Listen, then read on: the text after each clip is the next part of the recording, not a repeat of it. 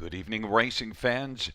Welcome to Racing Action from Grand River Raceway for this Wednesday evening. Our first dash will go to post in approximately 17 minutes. A little bit overcast, but the track is listed as fast, and we should have a great night of racing action. Let's get a look at the changes on this evening's card of racing. Note in race number 1, scratched is number 8, Larjan Levi. Race 1, scratch number 8, Larjan Levi.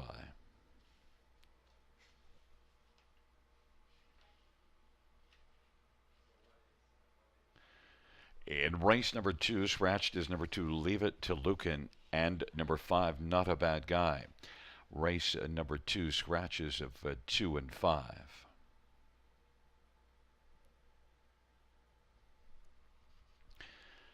In race number 3, number 1, Chase the Cheddar, is Sammy Filia to drive. Sammy Filia will drive Chase the Cheddar in race number 3.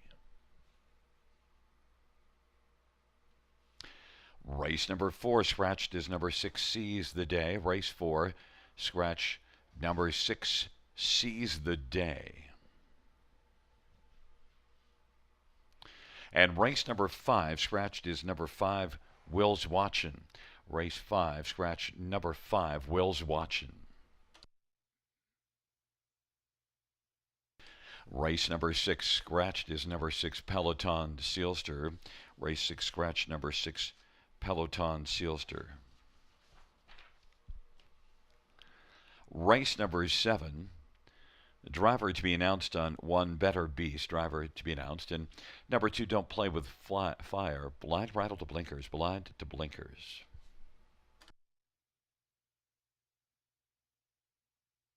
Race 8, no changes. No changes, race 8. Race number 9, 1, Velocity Impetuous, is off Lasix, no Lasix. And number 4, All She Can, changing Can't See back to Open Bridle. Can't See back to Open Bridle.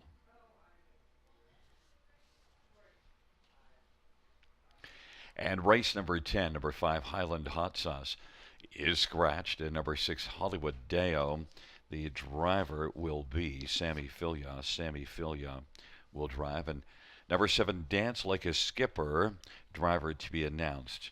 That is race number 10. Number 7, Dance Like a Skipper. Once again, reviewing races 1 and 2. Race number 1, Larjan Levi, is Travis Cullen to drive. Race 1, Larjan Levi, Travis Cullen. I think I made a mistake and said that there was a scratch, but Travis Cullen driving, number 8, Larjan Levi.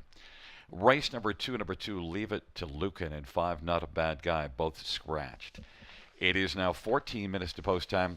Time to welcome in my co-host, handicapping expert, and a hot handicapper, Sugar Doyle. And, well, there's a couple of Sugar's buddies that are looking at the program as well and staring at the track. And what do you think there, buddy? Well, buddy, I was curious as to how the track would be starting out this evening, because we've had some serious weather in the Forest City, London, Ontario. We've had rain for a few hours late this afternoon, but I was talking to a friend down your way, and it's been pretty good. It appears the big weather system's been traveling south and moving on. So hopefully that continues this evening at the river. One thing I can tell you about this track, and you remember from last year, it can take an enormous amount of water. There were times last year where normally they would have thought, okay, this track's going to be off 3 or 4 seconds. The judges would be suggesting maybe that it was going to be such and such, and I said, no, I don't think so. And it would be -1 or nothing. Yeah, and I hear you on that. Yeah, it can get cool down there, but I was down there one evening, and I believe there was 2 systems went through prior to the race card and then during the race card, and it was business as usual. Maybe had to break for a rain delay for 20 minutes or so, but Grand River Raceway, indeed, that track can take some water. Yeah, Doug, our track man, Doug McKay, needs to get a little congratulations. He does a great job of having the track ready, and this new surface has just been outstanding. But then he does the best you can do with it too, and make sure that it is ready to roll. Even the passing lane, we commented last year, the passing lane was a little dead just in the early going because it didn't get packed down the way the rest of it did. But it caught up to speed, and so now the passing lane is very effective as well. I agree on that. We've seen some winners shooting on through there, and that was the thing, Gary. Right? You mentioned it last year. We didn't see them actually shooting up like they do at Flamborough, right? Flamborough with the passing lane. You call it Mackenzie Lane many a time over the years, and yeah, we finally starting to see those passing lane victories showing up, and horses appear to be shooting up there just fine. Yeah, that's a shout out to Paul McKenzie because Paul has won an enormous number of races up the passing lane at Flamborough. He's got about 9,200 career driving wins, and hey, a Charlottetown, a down homer. Yeah, being from Prince Edward Island, I'm up on my history pretty good with Paul McKenzie. Years ago, they would call him the Charlottetown Southpaw, but you know what? Out of those 9,200 victories or close to it, you would have called many of those at Flamborough, right? Yeah, I mean, I didn't start at Flamborough till 2000, but still, and Paul came to Okay. Flamborough, I think, I'm going to say maybe 1980, 81, and he was a top driver. He had a good 20-year run ahead of me. That's a lot of winning, 9,200s. Not a lot of drivers. Even, I love seeing downtown Dougie Brown still drives once in a while. Dougie's at about Right. 8,600. Now, the difference is Dougie's had some big, big money wins, so that's why he's downtown Dougie Brown. Yeah, anytime I mention Doug Brown online, there's usually a person will message me about a great memory of him, and these are people that know him from all over the world. I remember one guy from New Zealand was saying, Dougie Brown, he could do wonders with a horse. I saw him win the Gold Cup and Saucer in Charlottetown aboard Portent way back when. That was my first introduction to Doug Brown driving in person. Yeah, and the nickname Downtown Dougie Brown, of course, comes from Greenwood Raceway, which downtown, and people used to say, "I want to have a horse good enough to All go right. downtown," and so Greenwood Raceway being in downtown Toronto, and that was in the heyday of Doug's career. He won the O'Brien 7 years in a row as Canada's top driver, so that's some serious winning. But listen, we've got some pick fives to get to coming up in just a couple of minutes. We got to jump out of here and let Josie Bean, our more than capable director, get a couple of commercial shots in, and we'll be back on maybe about 7 minutes to post. Wonderful.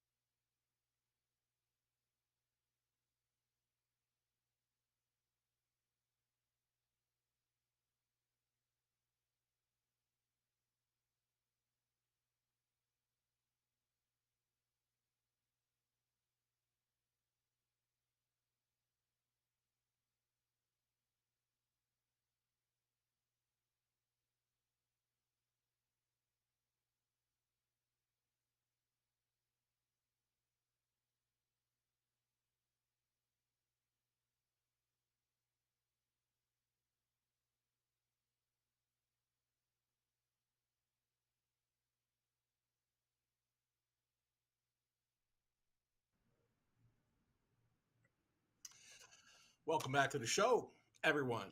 Wednesday night, Grand River Raceway, and 10 races on tap.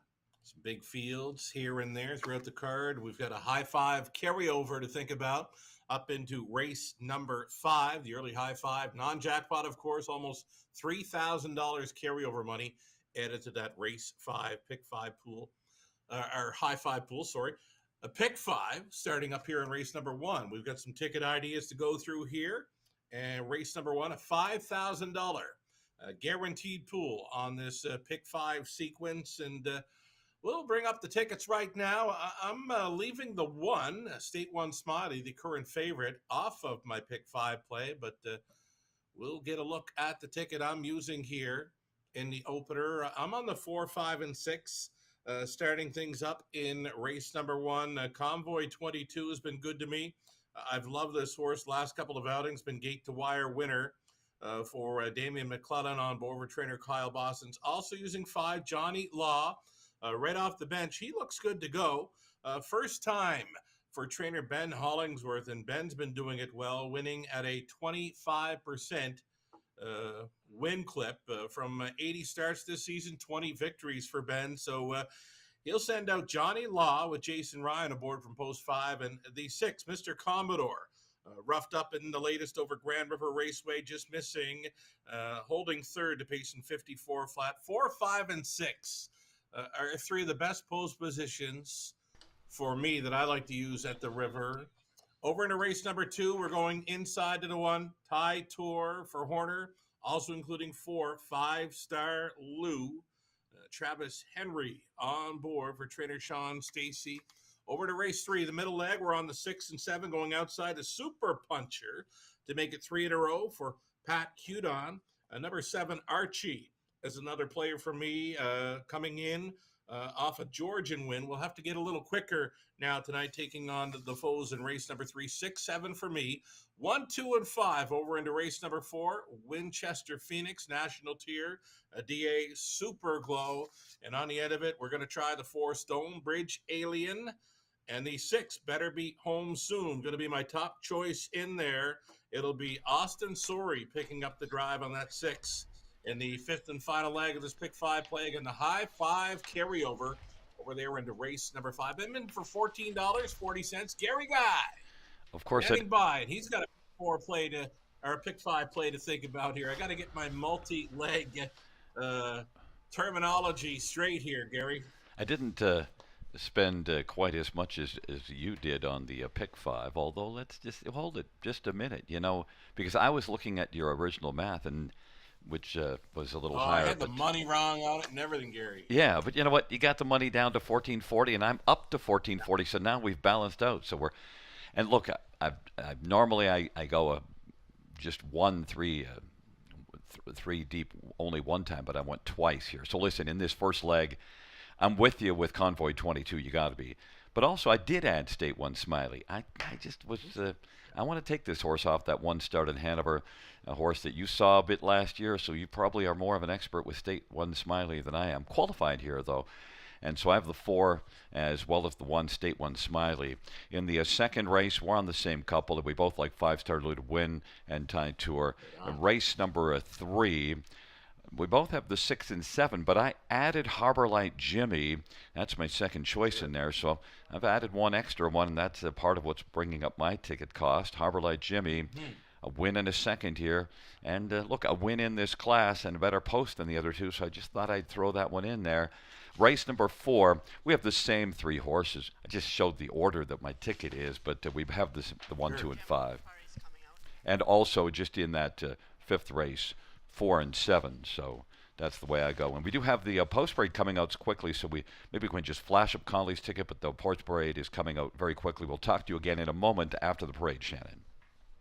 Sure thing. Conley the Flash.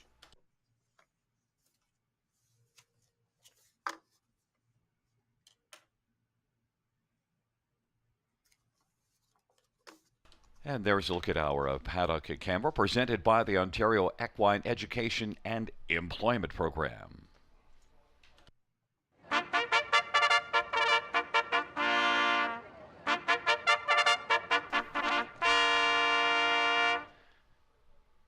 Field 4, race number 1 on parade 1. State 1, Smiley Todd Ratchford for Brian Schufelt. Number 2 is Country Grace. George Ketros drives and trains and owns.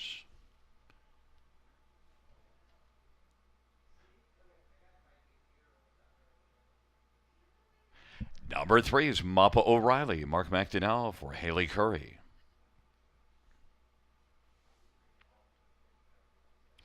Number 4 is Convoy 22. Damian McClellan for Kyle Bostons and High Stakes Incorporated and Nancy McNevin. 5 is Johnny Law. Jason Ryan for Ben Hollingsworth and Ashley McMillan and Irene McMillan. Number 6, Mr. Commodore. Jay Harris for Claire Bradshaw. Number 7, Long Shot Panic. Daryl Thiessen for Wayne Smith.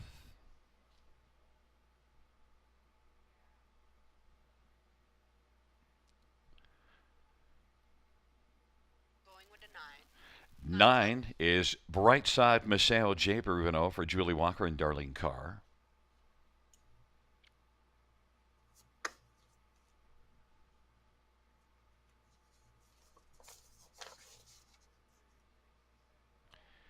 And we're awaiting number 8, Larjon Levi. Still back in the paddock. Travis Cullen driving for Patrick Bissett and Larry Lane. It is a field of 9 for race number 1, and there is now joining us Larjon Levi. The post parade presented by Omega Alpha Pharmaceuticals. Well, let's get a look at this field for race number 1 and the Sugar Convoy 22, one that you have to assume is going to be the betting favorite all the way to post time 6-5. A couple of really good races. Really good races, and both front end missions, Gary. And tonight, a wonderful spot to leave from again. He's been 3 and 4 his last couple of goes over the river, and again right behind the car from post 4 this evening. Got to be leaving sharply, and he's never been better, right? 53 and 2 in the latest, 7-5, and I'm going to stay strong on this one. You know, I always hear you say right behind the car is the best, and every time you say that, I think to myself, actually leaving from in front of the car would be better, but that's just the kind of dumb stuff that I think of.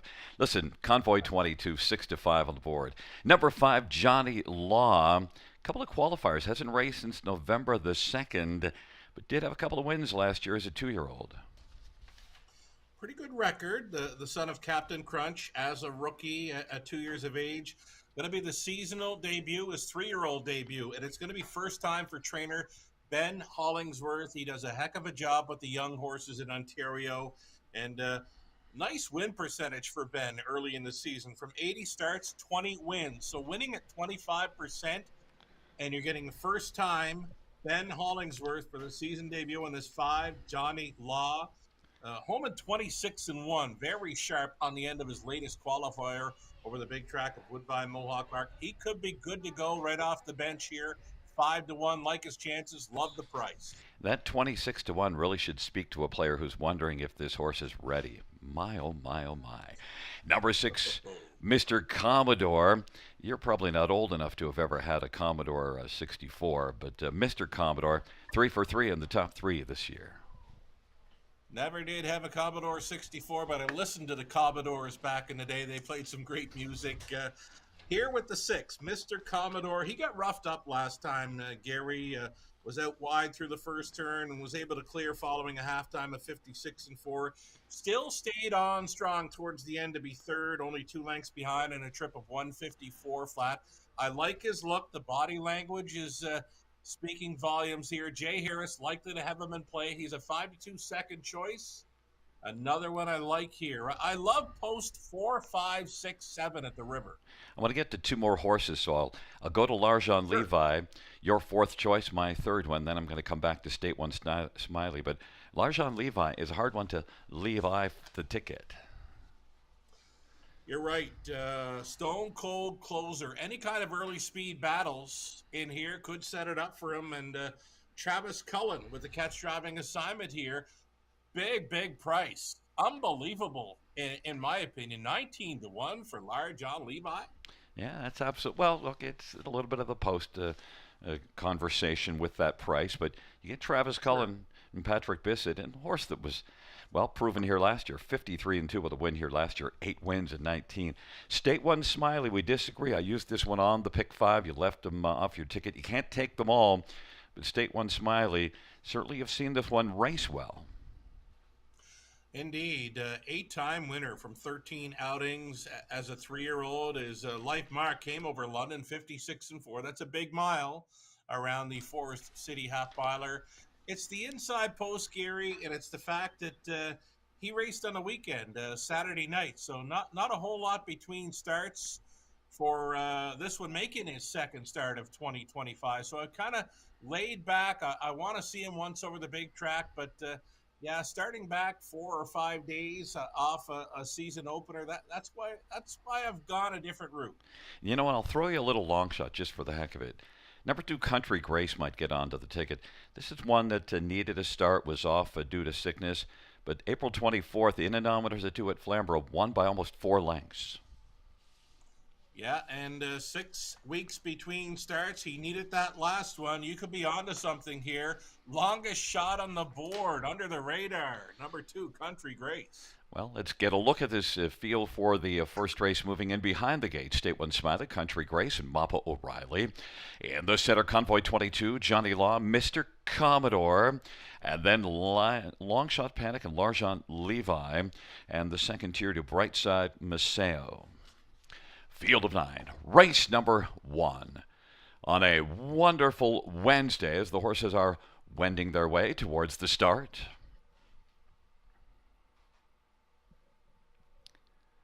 And the field for race number 1 is at the start of the rough, Longshot Panic and Mr. Commodore.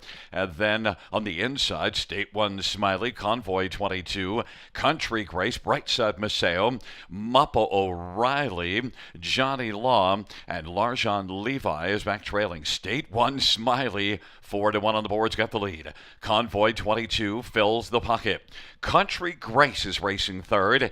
Mr. Commodore now is able to move over to the pylons and is racing fourth in front of Longshot Panic. And then it is Brightside Maceo as the field comes off the turn. 26-3. It was a strong opening quarter. And the trailing 3 are Mappa O'Reilly, Johnny Law, and Largent Levi. But it is State One Smiley off that lively opening quarter of 26-3, leading the field up towards the half and looking for a second panel breather with Convoy 22 right there in the pocket.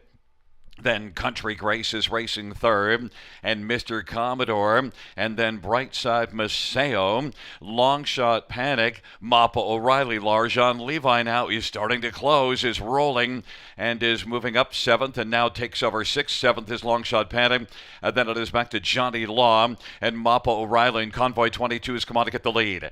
Convoy 22, State One Smiley second, Country Grace is moving to the outside third, and then Brightside Maceo and Mr. Commodore and Longshot Panic. 3/4, 123. Convoy 22 leading by about 5 or 6, and Largent Levi is coming from the backfield now.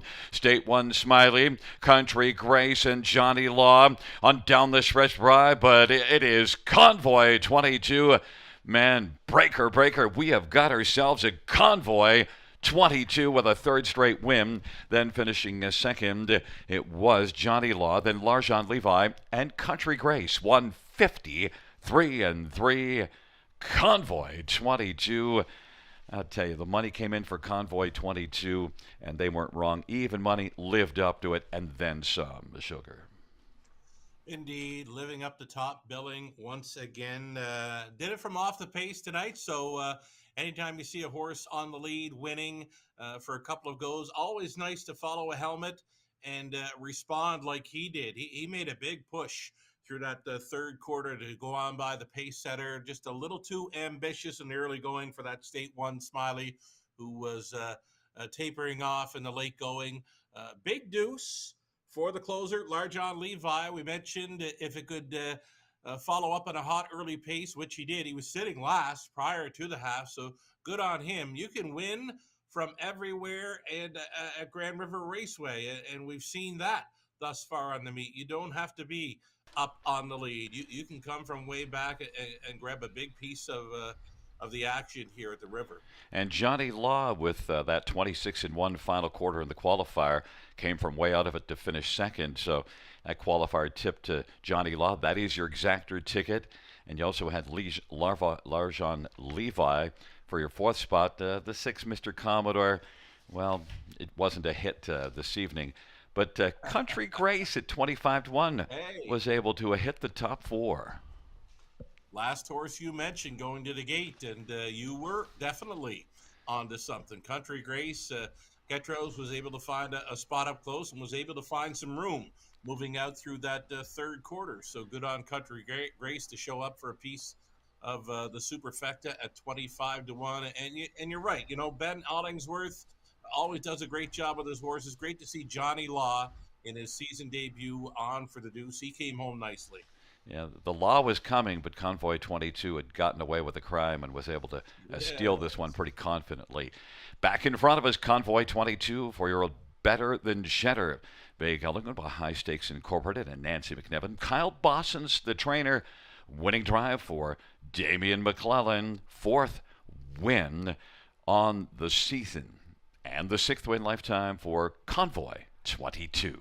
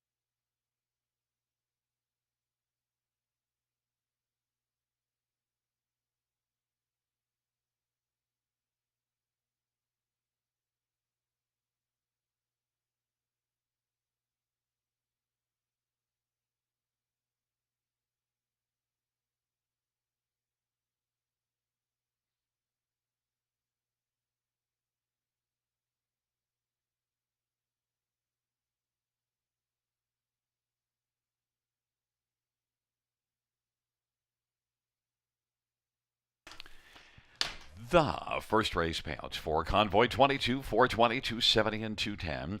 5 Johnny Law, 390, 350. 8 Larjon Levi, 370. $2 exactor, $16.70. Try, 34.20.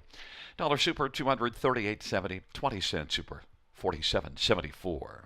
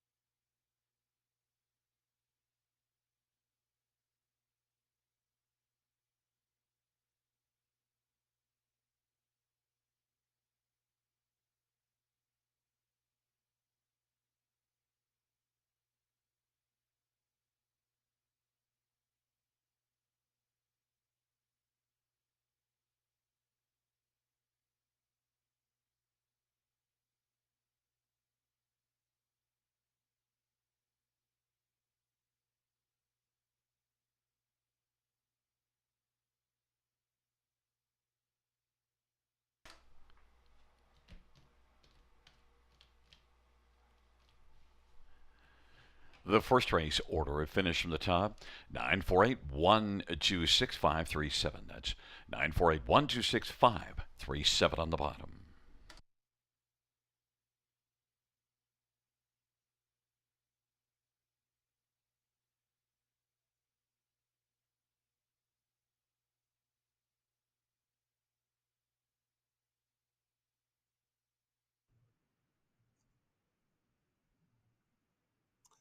Welcome back to the show, everyone. Watching Grand River Raceway on a Wednesday evening. 10 races on tap, and one more time for that non-jackpot high five carryover. It's featured in race number 5.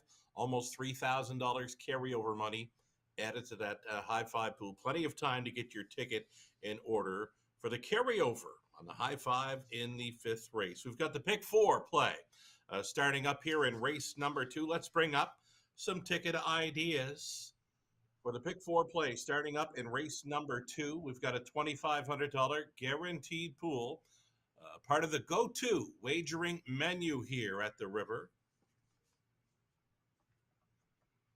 Ticket ideas. Here we go. We're on the 1 and 4. 1 and 4. Ty Tour and 5-Star Lou on starting up this pick 4 play. I think one of the best shots at an exactor box angle on the night as well. But you'd want to be at least doubling your money. If you can double your money on the exactor box play for the 1 and 4, I'd be all over it here in race number 2. Third race, we're using 6 Super Puncher to make it 3 in a row for Pat Hudon. We'll also include the 7 Archie, who's back with us at the River after finishing second here on June the 4th, went over to Georgian Downs 5/8 and was a gate-to-wire winner there for trainer Tess Waxman. Austin Sorey, catch driving this evening. First time Austin Sorey for number 7 Archie in race number 3. The 4th race, we've gone 3 deep in there with 1, 2, and 5. On the end of it, we'll look to close out with 4 Stonebridge Alien and 6 Better Be Home Soon. Gary Guy's got a pick 4 ticket idea as well. Gary Guy with a pick 4 ticket idea. Again, we've got a $2,500 guaranteed pool here for the pick 4. Race number 2 for Gary. He's on the 1 and 4. So we're on the same page throughout this sequence quite a bit. 1 and 4, but he has picked the 4 5-Star Lou on top. 3 deep for Gary in the 3rd, using 2, 6, and 7. He loves Super Puncher to make it 3 in a row. 4th race, we're on the same page, going 3 deep with the 1, 2, and 5. It's top choice. The long shot on the morning line, number 5 DA Super Glow. And on the end, Gary reaching for 7 Better Talker and 4 Stonebridge Alien. One more ticket possibly here. 720 for Gary's pick 4 play. Conley Echo Stone likes to chase some long shots up once in a while at the River. Conley's ticket here for $3.60. He's on the 1 and 4, the opening leg. 3 deep, raises 3 and 4. He singles up in the 5th race, 4th and final leg of the pick 4, number 7 Better Talker. Post Parade, race 2 next. Good luck.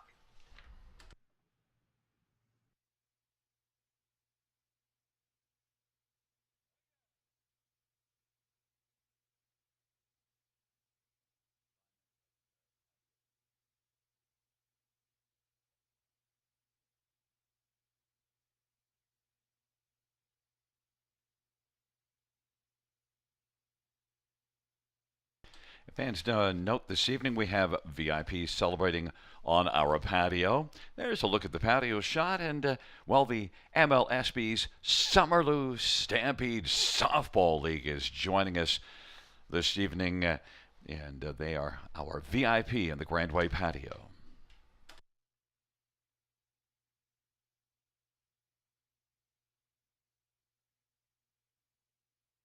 And there's a look at the Patakush camera presented by the Ontario Equine Education and Employment Program.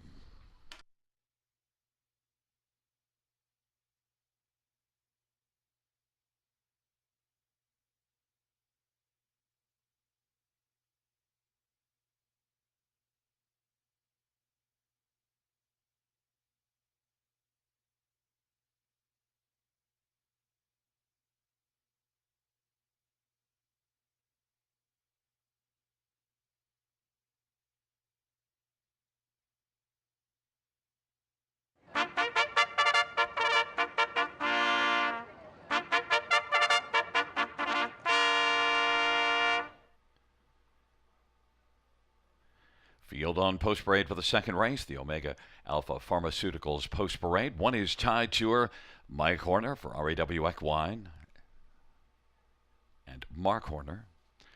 Number 3, James First Date, Paul McKenzie for Heather Pickett and John Gray and Christopher Jewett.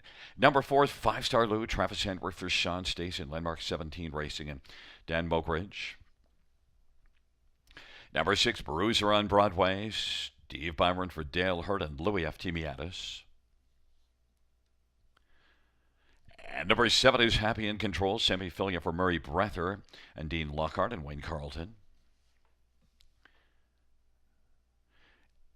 And number 8 is Into It Big, Phil Hudon for Lindsey Curl and Neil Oostrom and Sally Charlton. It's a field of 6. We have scratches of 2 and 5. And, well, let's get a look at this field. And 5-Star Lou, raced really well at Clinton 2 races ago, but had a start here last race. Non-winners at 2. And, well, your thoughts on it, because we still came back to this one on top, so we must have liked something about 5-Star Lou. Oh, loved him, actually. Pacing a trip in 53 and 4. He's home in 29 flat. In behind Convoy 22, right? And we saw what Convoy 22 did again in this evening's opener, a winner at 53 and 3. 5-Star Lou here on the score down. Nothing wrong there. A son of Dancing Lou going out for trainer Sean Stacy. Travis Henry, familiar with this horse. We'll look to have him a little bit closer tonight. Could be on or near the lead. And him and the 1 kind of popping off the page for me here, Gary. Yeah, and look, the thing about this one, 6 lifetime wins. All of the others in this field, the most 2 wins by, well, actually the 5 is scratched. 2 wins of 5-Star Lou this year, 4 last year, so 6 wins. None other in this field has more than 1 win lifetime. And, well, even money on the board. I anticipate this being the favorite, and we're probably looking at a big shot of 4-4 double. But number 1, Tide Tour, well, don't dismiss that last start. Made 2 big moves. Yeah, it's a Tide Tour, a son of He's Watching. He's Watching, Gary. I remember watching him in his racing career, and I caught him one evening at Woodbine Mohawk Park. I will honestly say, in person, there was never a faster horse for me watching in person than He's Watching. He made a big move out the backstretch one night, and I will always remember that about He's Watching. So maybe he's passed it on to this 1 Tide Tour, because this one was showing big speed on the end of his latest, 53 and 4 to be second best to national tier. The horse is definitely going in the right direction and appears to be taking a liking to Grand River Raceway's 5/8 track. And he was able to get off the gate well from an inside post last time out, got away 3rd, and probably will be into the front 2 maybe here, no worse than maybe 3rd. Tide Tour, we both have this one on the exactor ticket. The tote board is really saying it's between these 2. But if you're taking a flyer on one to get in between those 2, maybe not finish on top, but get in between, and possibly on top, I'm into the 1 on the outside, Into It Big. Yeah, if there's one that can throw a wrench into the favorites being 4 and 1 right now, it would be this 8 Into It Big. Second time, maybe 3rd time now for driver Phil Hudon. Phil was on board this one last season in July over Woodbine Mohawk Park. This horse has got some big gate speed and gets to move in a couple of spots now with the scratches of 2 and 5. I would not be surprised at all to see Phil sending this one right off the wings of the starting gate. So again, I think you've hit the nail on the head here. If there's one that can spoil the front 2 between 1 and 4, it's this 8 Into It Big. And then if we have to touch on one more just to get onto the Super, isn't it 3 Jim's First Date? Because 3 consecutive top 3s, a win last time out. Well, we get talking about driver Paul McKenzie prior to tonight's race card, over 9,000 career victories, no signs of slowing down. He's on a colt son, the Big Jim, who's going in the right direction after being 1st, 2nd, and 3rd over Sarnia's 5/8. So, yeah, give him a shot at the superfecta here.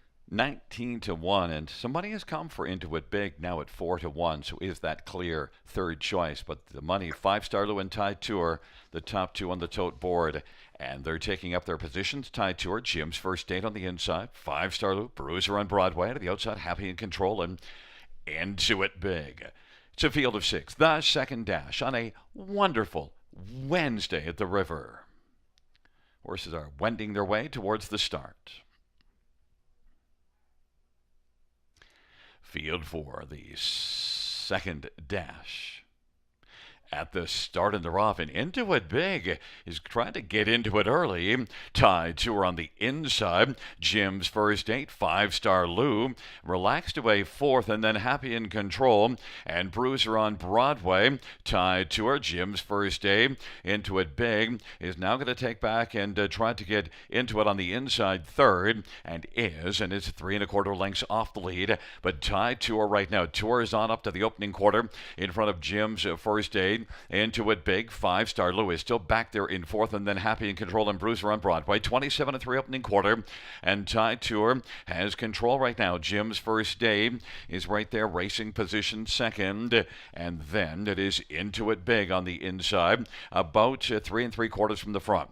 5-Star Lou is still content to race fourth as they head up towards the Happy. Intuit Big has popped out from third, though, now, and 5-Star Lou is going to follow Intuit Big, then Happy in Control, and Bruiser on Broadway. Tide Tour, but touring up on the outside. Intuit Big is trying to get into it with Tide Tour. Half of 58, a 30-2 second panel breather, and Intuit Big on the outside, and Tide Tour on the inside, and 5-Star Lou is looming right behind those two, but it is still Tide Tour. Touring it up to 3/4. Intuit Big is about a head back. Inside, Jim's First Date is still in the hunt, and 5-Star Lou is right now being patiently driven on the back of Intuit Big. 3/4, 126-3, and Intuit Big trying to wear down Tide Tour. On the outside, 5-Star Lou. Jim's First Date hasn't quit yet, and then it is Happy in Control and Bruiser on Broadway. Tide Tour still at the front. Tide Tour, Intuit Big. Set out 3 wide is 5-Star Lou, and up the inside, Jim's First Day. Jim's First Day went off stride. Tide Tour coming to the finish. Tide Tour wins over Intuit Big, then 5-Star Lou and Happy in Control, 154-4. Tide Tour, a front-end tour in race number 2. Sugar, the second choice on the board, but, would be my top pick now.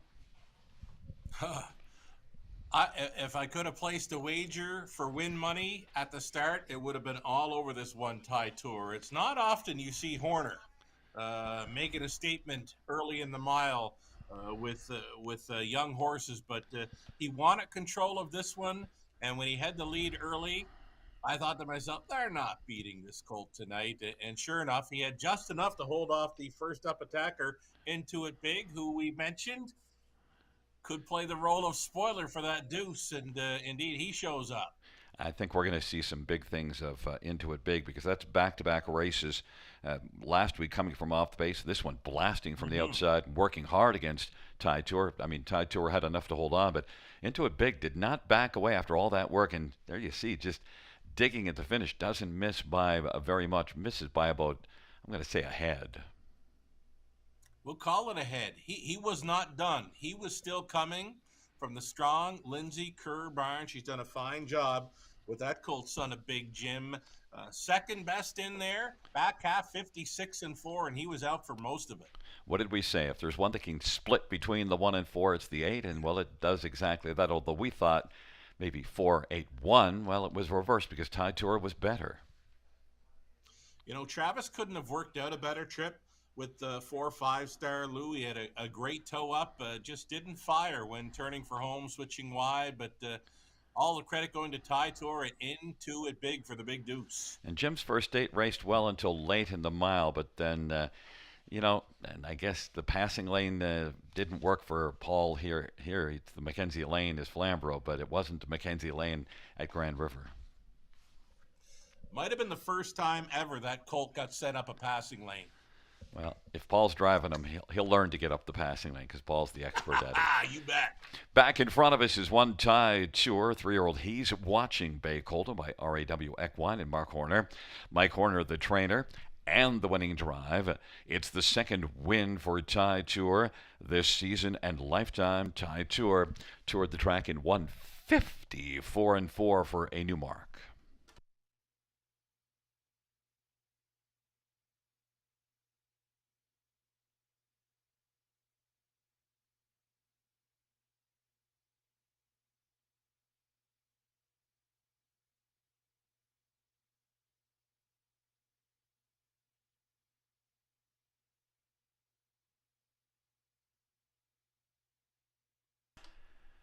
The second race payouts one Ty Tour.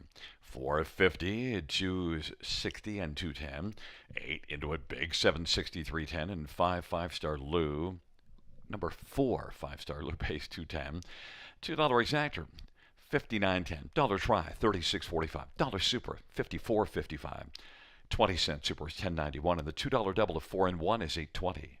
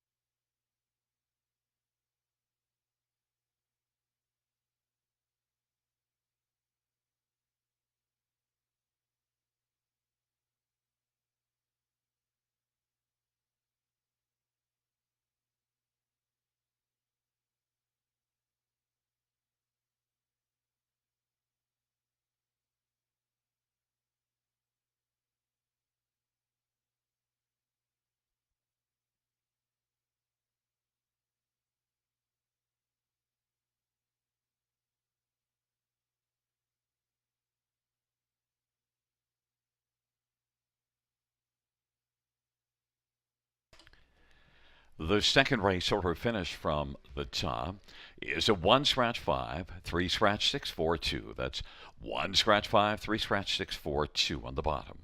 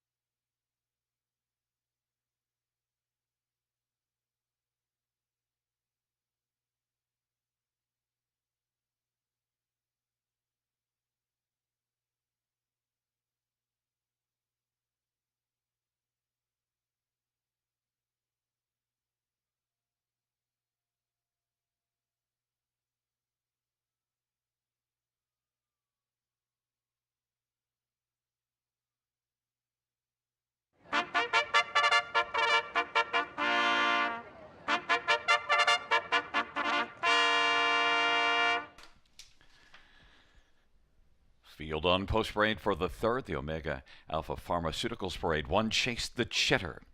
Sammy Filia for Cassidy Schneider and Colonel Schneider Jr. Going in a 3. 3's up. 3 Wicked Ending. Brett McDonald for James Wellwood and Jeffrey Wellwood.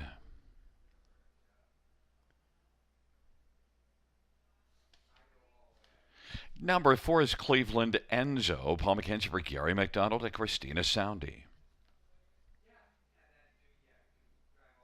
5 is Bobby Bonebreaker. Travis Henry for Greg McNair and Grand Slam Stable.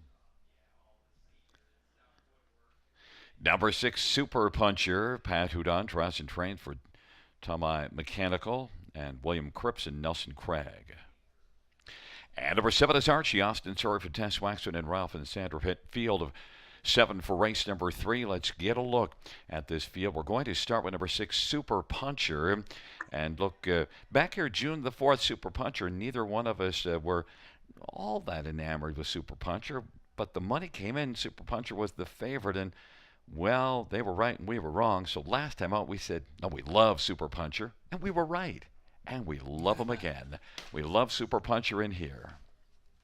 It happens once in a while, right? Where we can be right and we're happy about it. And yeah, Super Puncher, a very easy winner, 2 back, 57-3. Well, what does he do for an encore? He comes out and drops his mark by 2 full seconds in the latest. And I just went back to the replay, Gary. Did it quite easy. I mean, Pat chased him up a bit when turning for home, but really, he was shutting him down. Reaching the finish. I believe there's more in the tank here. He's more than capable of showing up here in 54 tonight, I think, if he had to. Yeah. My only complaint is I wish Pat would smile once in a while. He just looks so grumpy, you know. But Super Puncher certainly has looked really good. How about number 7, Archie? Look, Austin Sorry, Tex Waxman went up to Georgian Downs and went to the front and said, yeah, I got this.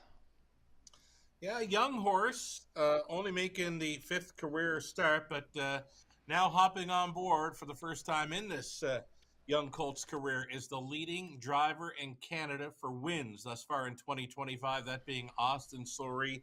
There's a big speed threat potential here from that outside post 7, and when you look to the left, there's not a whole lot of early speed beyond the 4 Cleveland Enzo here. So I think Austin can send this horse and be on the lead and on the pylons very early here. Austin Sorry. And speaking of Sorry, I think our next one, Harbor Light Jimmy, I used this one on the pick 5, and you opted not to. 10-1 on the board. I think maybe you could be sorry. Got the life best there, 2 back, and we've already seen this combination of Damian McClellan and Kyle Boston's teaming up for a victory. Of course, they had Convoy 22, winning again in this evening's opener. Harbor Light Jimmy, I'd like him a little more, Gary, if he had some gate speed. I just don't see it happening here for him in the win column, but top 3 threat all day.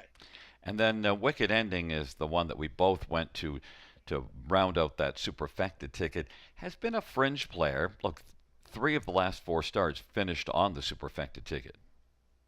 Yeah, pretty good check getter here, going out for the barn of James Wellwood, Brett McDonald, staying on to drive. Just got him pegged as best of the rest, more or less. A 9-1 price player.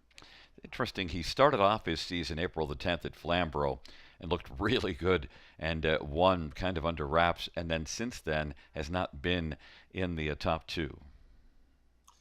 It happens sometimes, and I've seen that in London. You can see it at tracks like Mohawk Park and Woodbine Mohawk Park, even back in race number 1, like State 1 Smiley. He had that big season debut over Hanover, but coming back after 4 or 5 days and just wasn't the same kind of animal this evening. So, horses can do that. Show up with one big one right off the bat, the start of their season, and then it's hard for some to find that form. We both left Chase the Cheddar off the ticket, and look, 3-2 on the board. Sammy Filia with the drive, so Garrett Rooney to Sammy Filia. I think that's pretty well across. That's level, but 9-5. Yeah, after 47-1 last time out, I just can't see it happening. But maybe, just maybe this son of Better Than Cheddar will prove me wrong. Well, we'll see. We're going to find out. Chase the Cheddar, Harbor Light Jimmy on the inside, Wicked Ending, and Cleveland Enzo and Bobby Bonebreaker in the center. The outside, Super Puncher and Archie. And it's a field of a 7-4 race number 3.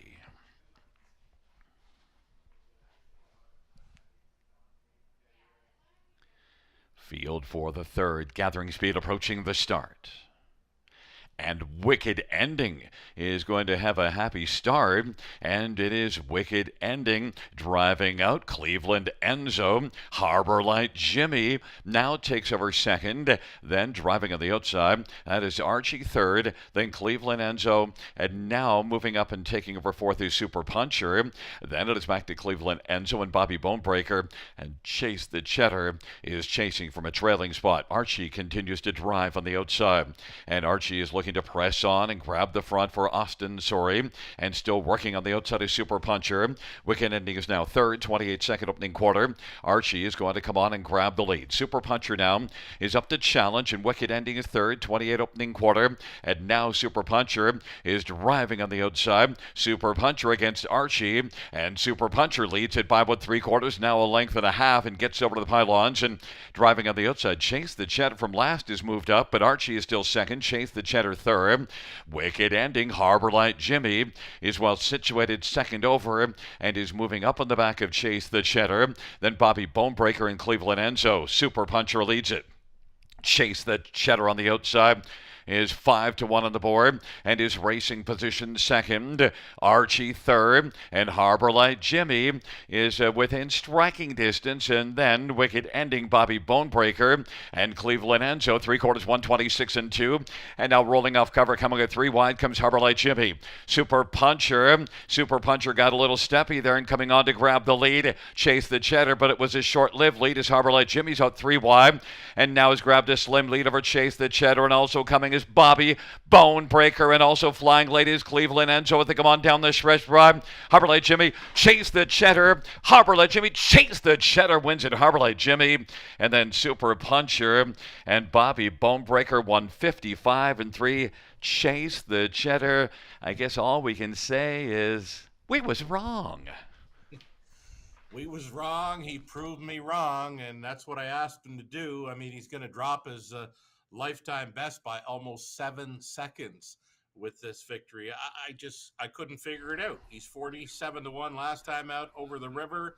I mean, he was taking a drop in class here, but to take action on the tote board and go to the trip he did. I mean, he got away last, and then he got left first up forever and still paced to a new mark. I guess we'll have to offer Chase the Cheddar and his team props on getting the job done in there in the third. Yeah, that could be a good ticket into the pick 5 after the first couple were a little closer to chalky. This was 5-1. Took money early. I thought I had you with Harbor Light Jimmy. There's Harbor Light Jimmy in the ticket, but well, no, Chase the Cheddar is the one at the end that Harbor Light Jimmy was chasing. Harbor Light Jimmy did go a big one there, and he was up at the wide side and gaining a nice second best finish, but Chase the Cheddar, I think you mentioned maybe 5-1 here. Yes, indeed, a 5-1 winner. He likely plays more like 15 or 20-1 in the multi-leg tickets. And, you know, I joke about Pat Hudon not being grumpy because he's always smiling. He had a little less of a smile now. Super Puncher got a little steppy on that final turn. You know, still maybe the inexperience showed up. I mean, he did get left out to the halftime in 57-1 and never got a breather because they came to him, 2 and 3 wide down the backstretch. And then as they turned for home, Gary, I said, what kind of finish is this going to be? Because they're fanning 4 and 5 wide for the drive home. But, Super Puncher, good enough effort, still learning the ropes. Well, I think the line for this third race is we was wrong. Chase the Cheddar does get the job done. 1, 2, 6, 5, the top 4. Chase the Cheddar coming back in front of us. A 5-year-old Better Than Cheddar Bay horse owned by Colonel Schneider Jr. Cassidy Schneider is the trainer. The winning drive to Sammy Filion, and it's the first win this year in just 3 season starts. Second win lifetime for Chase the Cheddar. 155 and 3, a new mark.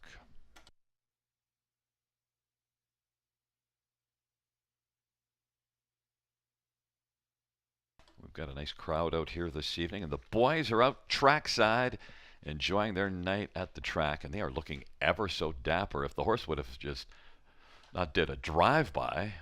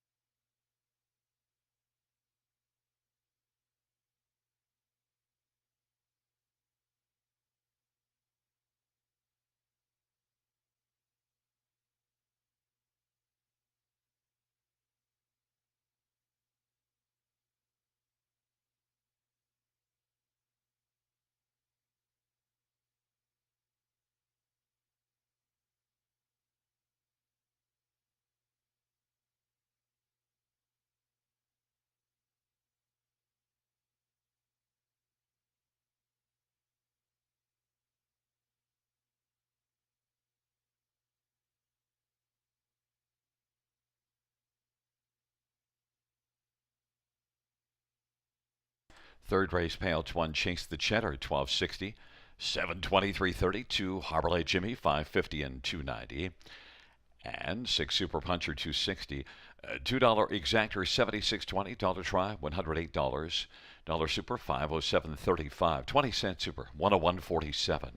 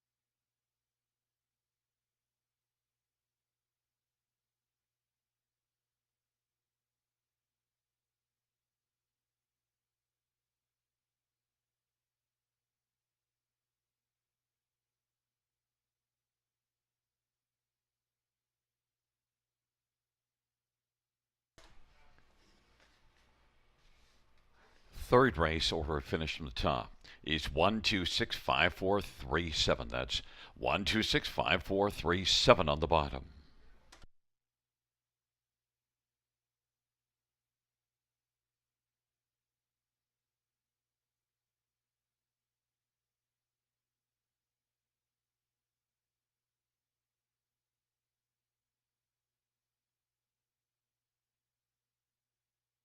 I'm Natasha Day. I train and drive harness racing horses at London, Ontario. These are my main products that I use in my racehorse barn that are all Omega Alpha, the Biotic 8, the Immune Plus, the Anti-Flam, which is great for the horses after they've had a hard day racing. The Biotic 8, I swear by it.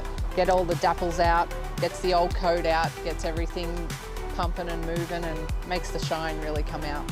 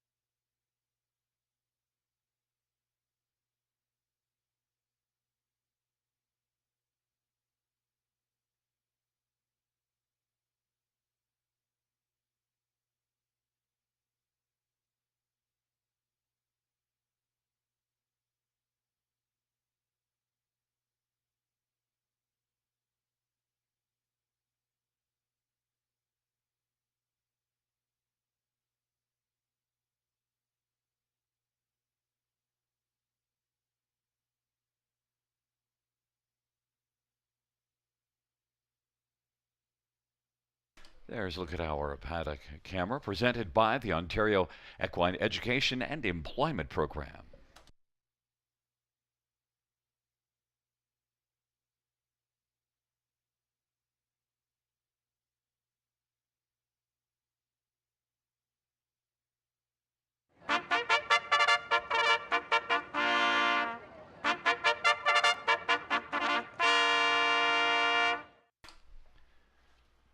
Field for the fourth race on the Omega Alpha Pharmaceuticals Post Parade 1. Winchester Phoenix, Sammy Filya for Dominique Ladoux. Number 2 is National Tier Anthony Hunt for Meg Crone and Laverne Turnbull. Number 3, Babbling Billy, Brett McDonough for Murray Brather, and Kevin McKinley and Vincent and Pino Albanese. And we're big on the B's. 4 is Belmont Blazer, Travis Cullen for Jody Cullen. 5 is DA Superglow, Mark McDonnell for Jack Darling Stables.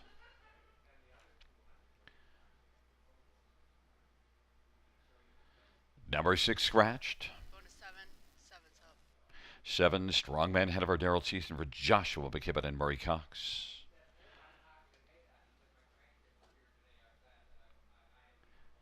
And number 8 is Wicked Dancer, Travis Henry for Sean Stacy and Hudson Stedwards and William Hunter.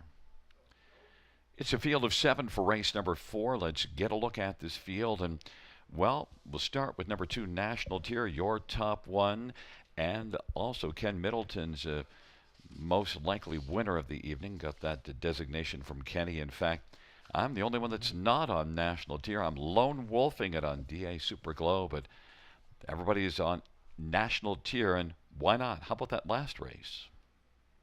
Yeah, nothing wrong with that last race at Tall. New Life Best over the river. A 3-year-old son of Better Than Cheddar here was traveling first up for a ways on the end of it to score in 53 and 3. A decent price last time out, almost 4-1. And you're getting some pretty good value here early. 3-1 with Hahn trying to come right back in here. We're both on the same top 4 though, Gary. All of us are. We're both using horses 1, 2, 5, and 8. I've got a Beware horse though that doesn't fit that top 4. You'll have to ask me as they go to the gate. I shall do that, and I just meant lone wolfing it on top.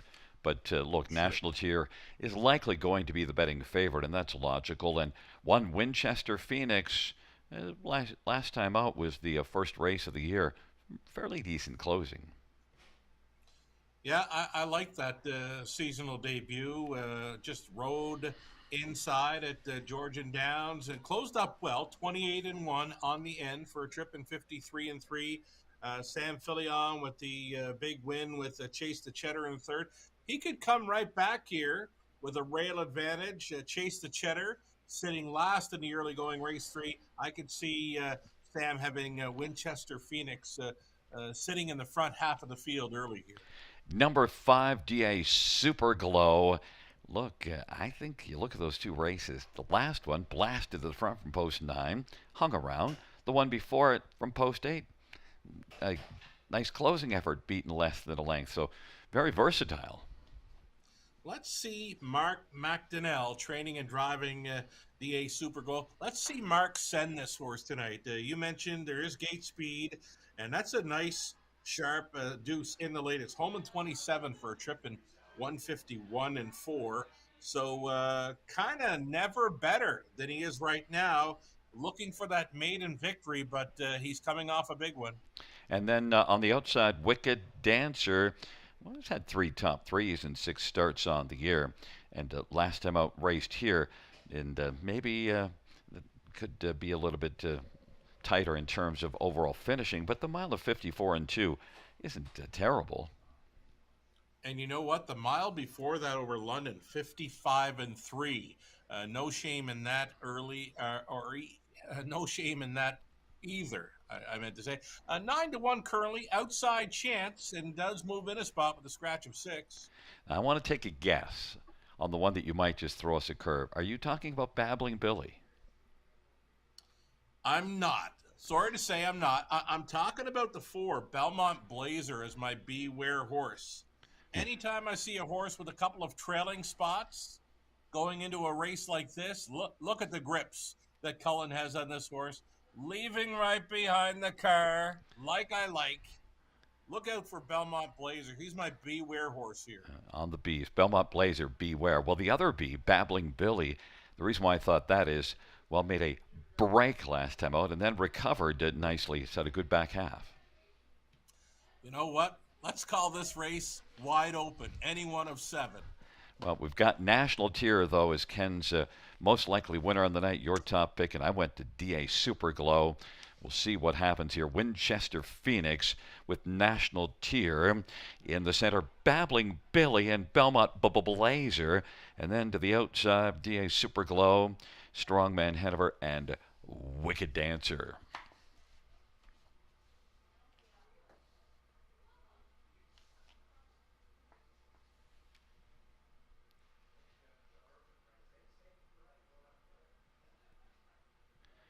Field of 7 for the 4th race. At the start off, Wicked Dancer from the outside is going to go with DA Super Glow, Belmont Blazer, and Travis Cullen blasting out. DA Super Glow, Wicked Dancer, National Tier is 4th way, then Winchester Phoenix and Babbling Billy and Strongman Hanover. DA Super Glow now sent to the front by Mark McDonnell. DA Super Glow is glowing early and is 6-5 on the board. Belmont Blazer second, National Tier is third as they come off the turn, and now fourth as they race their way towards us is Belmont Blazer, 26-3. Strong opening panel. DA Super Glow has got the lead, but National Tier wants to challenge right now. National Tier against DA Super Glow. DA Super Glow with the inside advantage, and National Tier on the outside is going to try to clear to the front, and it is National Tier, DA Super Glow. They're dueling, and then racing position third is Belmont Blazer. National Tier was able to grab the front, 54-3. A lively half, and DA Super Glow is racing second and staying alive in the pocket. And here comes Wicked Dancer to the outside. Belmont Blazer is racing fourth, and now Winchester Phoenix is moving up. Winchester Phoenix is alongside Belmont Blazer for fourth, and then sixth is Strongman Hanover, and then it is Babbling Billy. National Tier at 2-1 by 3/4, and National Tier 3/4 timed in 123-2. DA Super Glow hasn't thrown in the towel. Winchester Phoenix is gunning on the outside now, and then Wicked Dancer, Belmont Blazer, and Strongman Hanover. National Tier as the field turns for home. National Tier and Anthony Hahn on down the stretch drive. Winchester Phoenix. National Tier gets a bit of urging now, but National Tier is sharp to the finish. Winchester Phoenix, Strongman Hanover, DA Super Glow, 152-2. National Tier, well, National Tier ended up 2-1 on the board. That's actually a decent price for National Tier considering how strong he was last week, and then stronger tonight. Indeed. This horse definitely showing up with the A game here. Big mile over Grand River this evening. 52-2. Anthony Hahn knew he had a ton of horsepower with this one tonight. I mean, there's not many that will make that second quarter move following up a hot quarter 26-3. There's a little battle that was brewing between National Tier and DA Super Glow on towards that half, and 54-3. But again, this is a nice one for trainer Meg Crone. Anthony Hahn on board for the owner Laverne Turnbull. Yeah, really nice horse. 152-2, big one. And Ken Middleton tabbed this one in the front of the program as his most probable winner on the evening. So when you still get 2-1 on the most probable winner of the handicapper Ken Middleton Jr., that's a decent play. And look, he went after DA Superglow, and he didn't pay the price at all, and DA Superglow dropped out of it to finish fourth. Tried to beat the one I thought would be the favorite, National Tier, and in fact, National Tier did not end up being the favorite. DA Superglow actually got favorite status.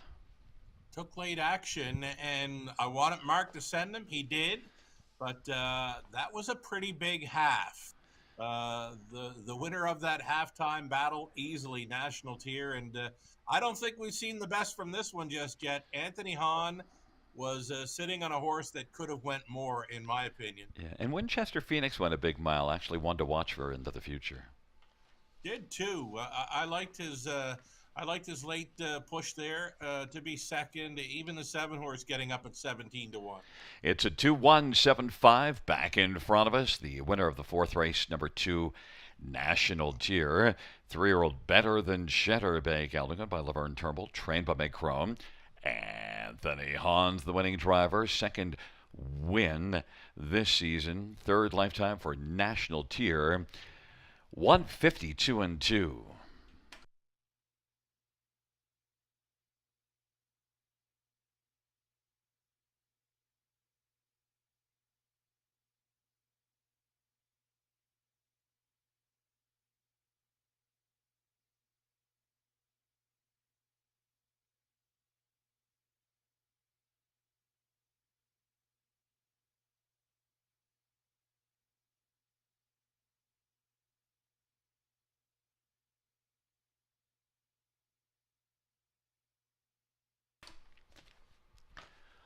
Fourth race.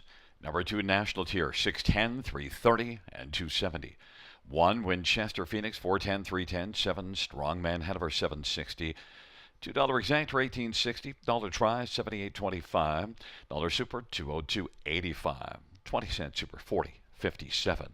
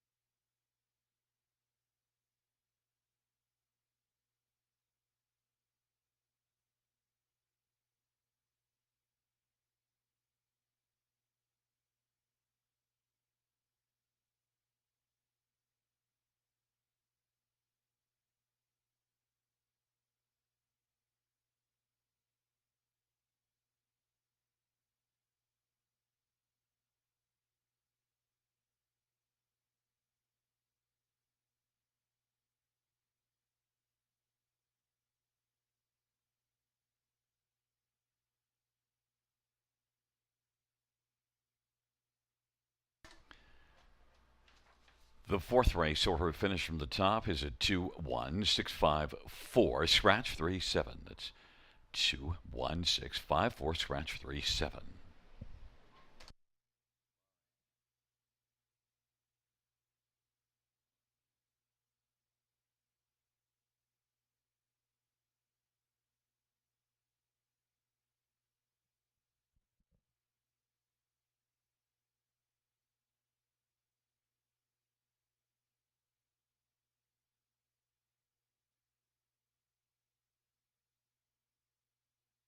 Hey kids, do you like to write stories or poems or draw pictures of horses? We're running 2 contests from now until August 31st with a total prize money of $3,500.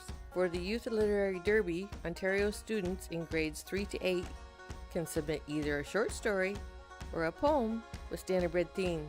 Poems and stories are judged separately. If you like to draw, then the Youth Art Derby might be for you. This one is open to students in grades 3 to 12, and you can do a drawing or a sketch of anything standardbred related. Check out our website for more inspiration and more information, bgracingalliance.ca.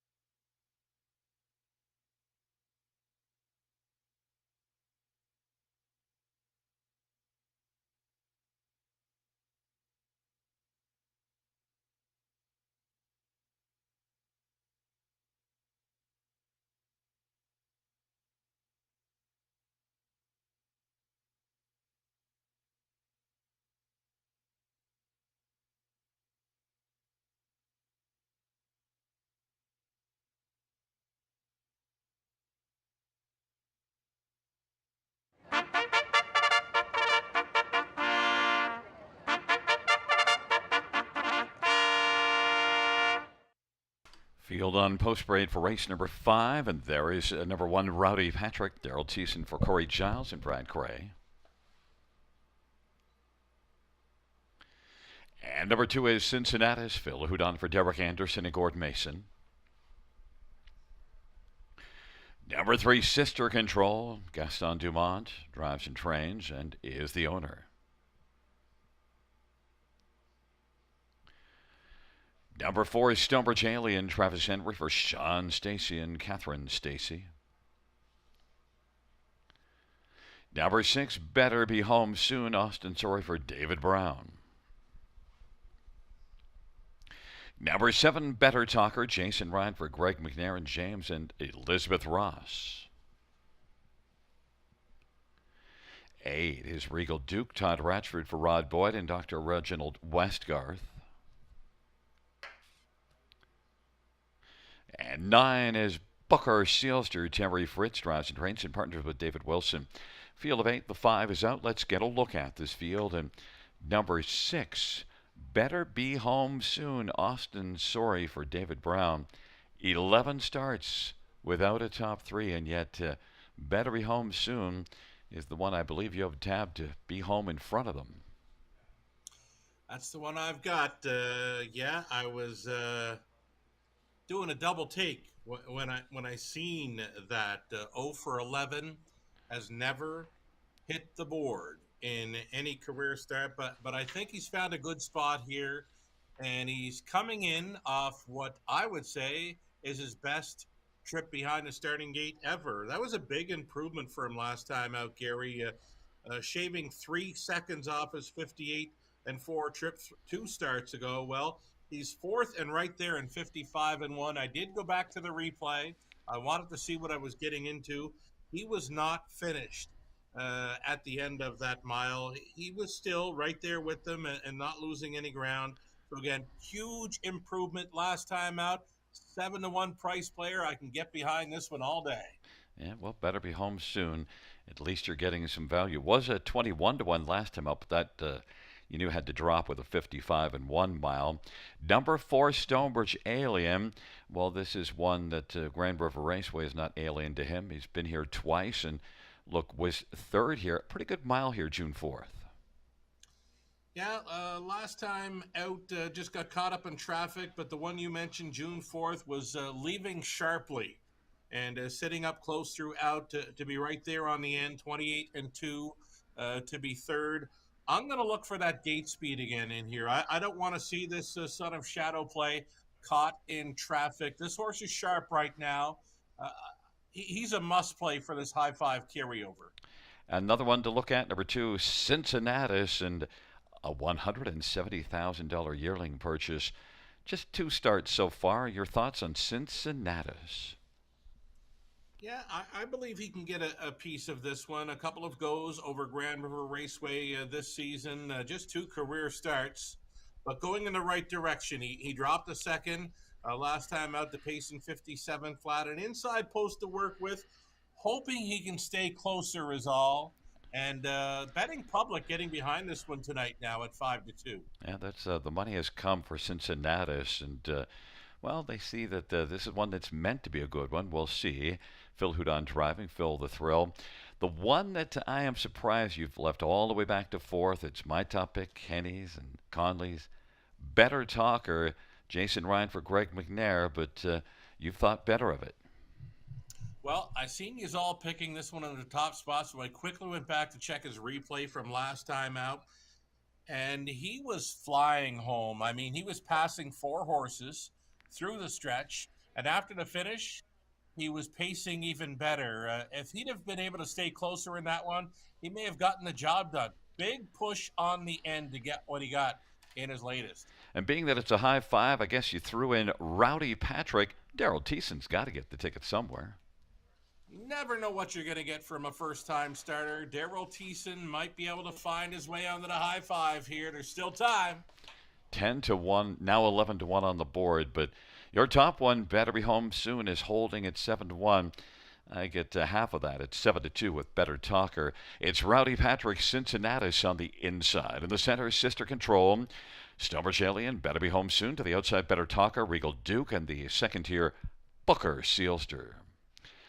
It's a field of 8. The fifth dash. Field for the fifth on a wonderful Wednesday at the river, wending their way towards the start. And the field for the fifth race is at the start of the rough, and Better Be Home Soon. Well, looks like he wants to be home as quick as possible because he's blasting out. Cincinnatus is racing second. Now Better Talker is moving up and is a bit better than Cincinnatus, is now second. Cincinnatus kind of threw his head there, but stayed driving on the inside. And it is Better Talker. Better Be Home Soon. Now Stonebridge Alien. Cincinnatus is racing on the inside, fourth, and then Sister Control and Rowdy Patrick back to Booker Sealster as they race their way off the turn. They come on towards us, and now Stonebridge Alien and Travis Henry is looking to drive it up and try to clear to the front. Stonebridge Alien has taken the lead. Better Be Home Soon is driving, and Better Talker is on the inside third. Cincinnatus, a lot of flow in this one, and then racing on the outside now, Sister Control. Rowdy Patrick still has control of fifth, though. Sister Control is sixth, and seventh Booker Sealster, and then it is Regal Duke. Half of 57-3 off a 28 opening quarter. Better Be Home Soon now is going to be attacked by Cincinnatus, and it is Better Be Home Soon at 6-1, but Cincinnatus, and there's Better Talker moving up and moving better now, and is taking a share of third with Stonebridge Alien on the inside, and the front four tightly grouped, and now slim lead. Stonebridge Alien trying to get the better of Better Be Home Soon, and Better Talker is racing third, and Stonebridge Alien on the inside. 3/4, 127-1, and Better Be Home Soon is still trying to get home in front. Cincinnatus in the center. Better Talker's out 3 wide, and Better Talker is moving better than the ones on the inside. Better Talker driving on down the stretch drive. Better Talker is going to come on and freewheel to the finish and take it. And then it was Better Be Home Soon. Cincinnatus and Booker Sealster 156-4. Better Talker in the end was better. It was a really interesting dash. There was a lot of action in that race. That looked like an old school Meadowlands race where we always used to see lots of looping, leadership changes, and what have you. It was what we were seeing there in the fifth race, and a good horse race. Many new leaders early in the mile, and a stone cold closer. Better Talker. We mentioned him prior to the start, was finishing very strong in his latest. He did the same thing tonight. Passed a few horses late and goes on to the maiden victory there in 156-4. He was a well-meant winner tonight, Gary. Yeah, and look, he also, after being up on the lead, just relented to be back to third because they kept on coming and didn't want to kill himself, and had lots left in reserve because of that. Yeah, exactly. He just more or less waited for all that dust to settle. Jason Ryan, very patient, and when he found a good spot to get out and rolling, he pounced and pounced big time. He was pacing off into the evening. Not pacing now, though, but who cares? After the race is over, Better Talker's just having himself some fun now. Pretty full of himself, and why not? Better Talker. We did mention, you looked at that slow motion replay. He came flying home. And, Greg McNair is certainly a proven trainer. Jason Ryan, that's one of your favorites. And love Better Talker. It wasn't a bad effort by Better Be Home Soon at all. I mean, that's a very legitimate second at 6-1, so one to keep watching for the future. For sure. I liked his effort. I liked that Austin was aggressive with him. Felt he had a pretty good shot in there, and he put him on the lead where he wanted to be, and take nothing away from his go. He'll be better, and keeping on to looking for him to keep on improving in the starts ahead. There's Chris Williams and having some discussions with the driver Jason Ryan as Chris works for Greg McNair. And back in front of us is Better Talker. Better Talker, 3-year-old Better's Delight Bay Colt, owned by James and Elizabeth Ross. Greg McNair, the trainer. Jason Ryan, the winning driver. Better Talker, better than the field this evening. First lifetime win Mile of 150, 6 and 4.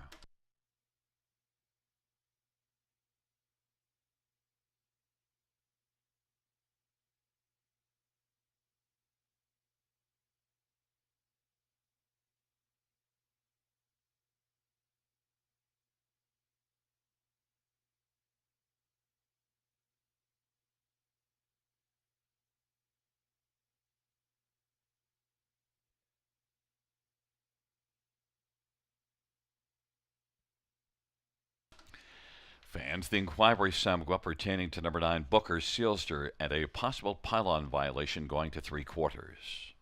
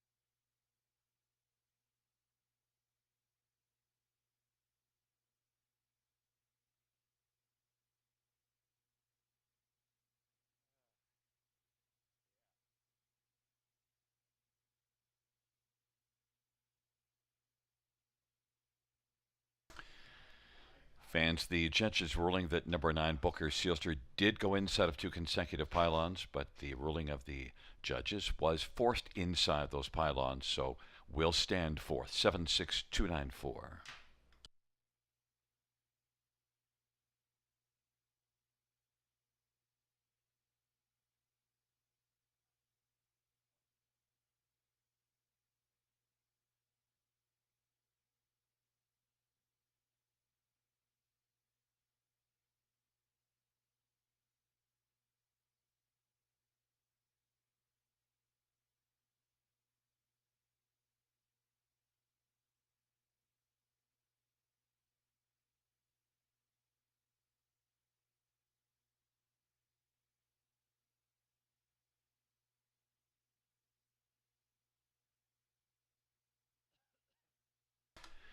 Fifth race payout 7 Better Talker 664.20 286.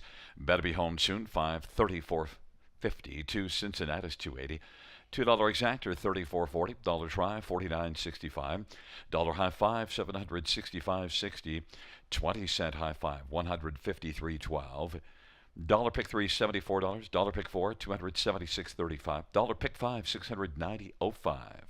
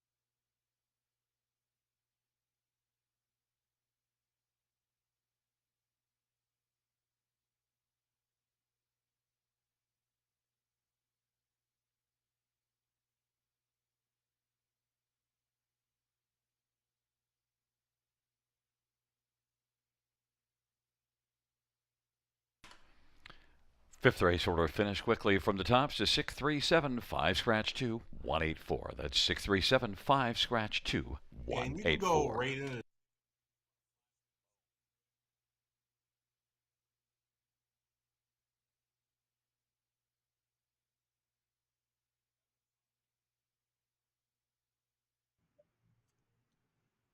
We are having fun at the river tonight. It's the start of the back half of this Wednesday evening program, races 6 through 10 for a late pick 5 opportunity. And as Gary mentioned, let's go quickly. Late pick 5 ticket ideas here at the river. Let's have a peek at these ticket ideas.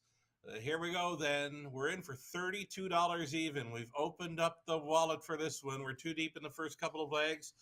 Deepest of all, race 8. That's where I have made up my mind where that's where the price may show up.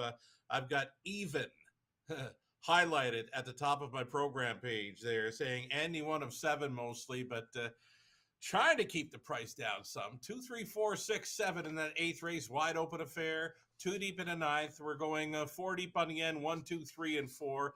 Gary Guys, late pick 5 ticket. Let's bring it up for Gary. Gary's late pick 5 ticket is 20-cent wager, $9 even to play along with Gary. He's going to single up. The one Volcanic had the big final quarter push in the latest to finish 6th, hoping to build on that. Gary going 3 deep, races 7 and 8. Another single for Gary up in race number 9. Post 7 outside for Full of Personality. Good luck with that one, Gary. He's 5 deep on the end. With 1, 2, 3, 4, and 9. His top selection in the finale would be number 3, Harbor Light Ambrose. On the Ecclestone chiming in with a late pick 5 ticket idea as well for Connolly. 4 deep, the opening leg. The middle leg is where he singles. Now I've gone deepest of all there. He singles. Getting euchred in race 8. 9.60 to play along with Connolly. Gary Guy with your post parade, race 6.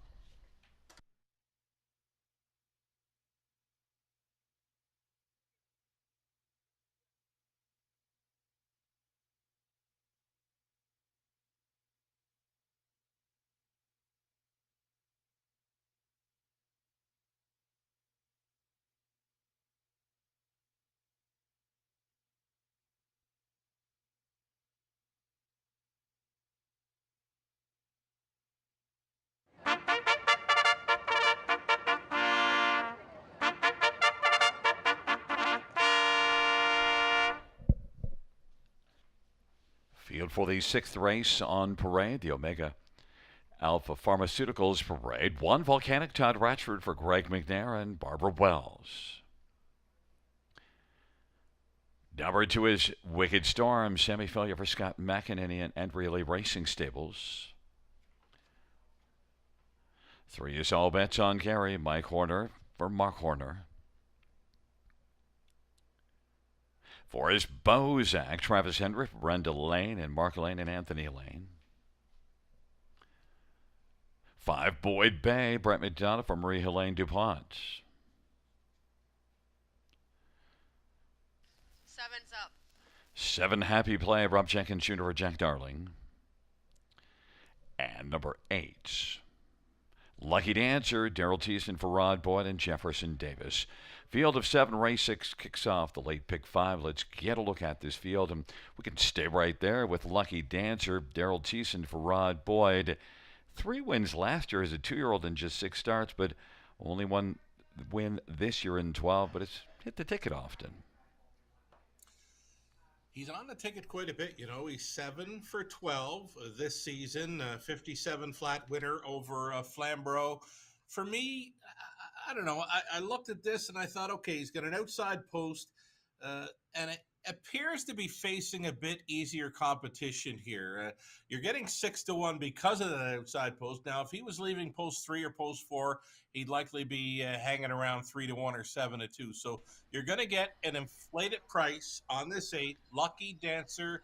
Let's go, Thiessen. He loves to send them from the outside in London. Yeah, and that Nomad is a 3 at Georgian, I think, is tougher than this group, solidly tougher.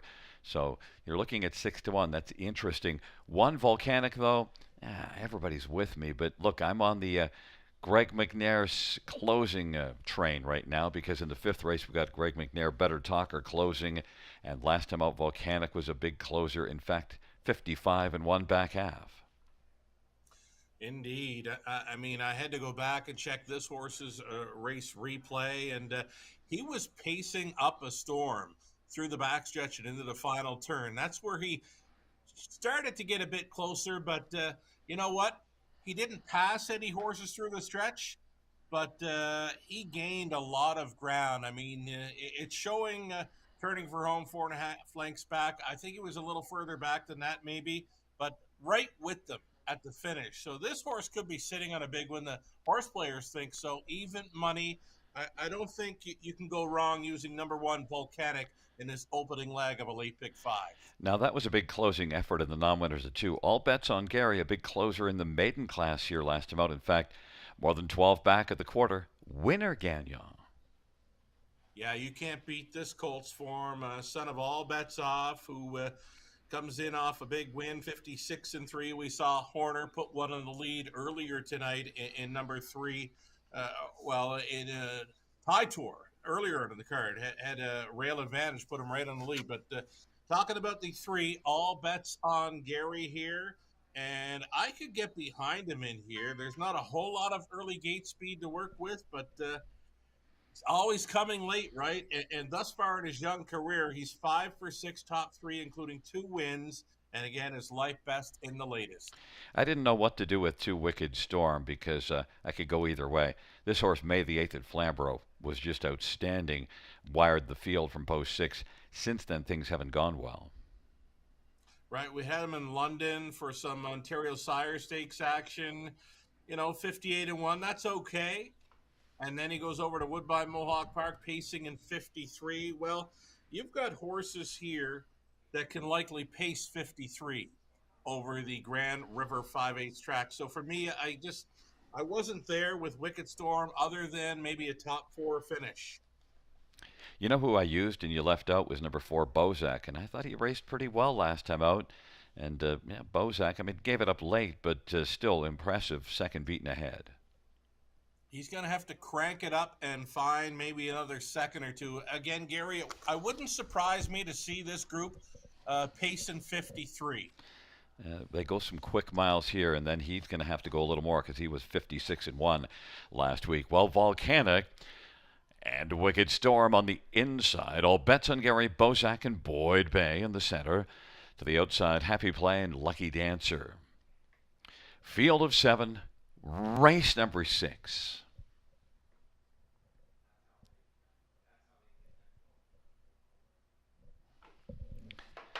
And the field for the 6th dash.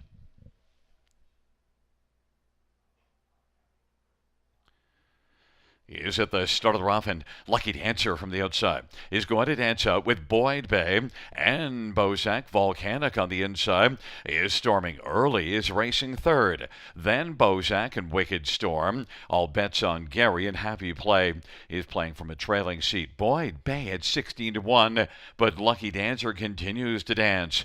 Lucky Dancer and Daryl Thiessen challenging Boyd Bay. Lucky Dancer is going to clear to the front. Volcanic is already out and storming, and Volcanic now is looking to cloudy the picture, and Volcanic, and on the inside, Lucky Dancer. Volcanic and Todd Ratchford now is going to sweep up and get the lead. Lucky Dancer is racing 2nd, Boyd Bay 3rd, Bozak 4th, Wicked Storm, then All Bets on Gary and Happy Play. 27-1 opening quarter, and Volcanic leads by a length and a half. Volcanic, Lucky Dancer, and racing position 3rd. Boyd Bay now has gotten off the pylons and is quickly surging, and Bozak is dropping back on the outside as Wicked Storm scoots through to the inside. Then it is All Bets on Gary and Happy Play. Volcanic 1 to 5 on the board, leading as they hustle their way onto 3/4. Bozak is making a big move, and also in the hunt, Boyd Bay is racing 2nd. Boyd Bay, Lucky Dancer on the inside. Bozak moved out 3 wide. Down to the inside. Wicked Storm is racing 5th, and All Bets on Gary is 6th, but Volcanic 3/4, 125 and 1.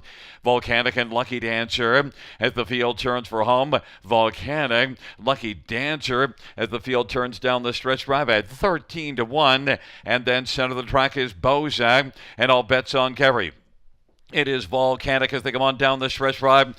Bozak and up the inside, Lucky Dancer. But Volcanic is game.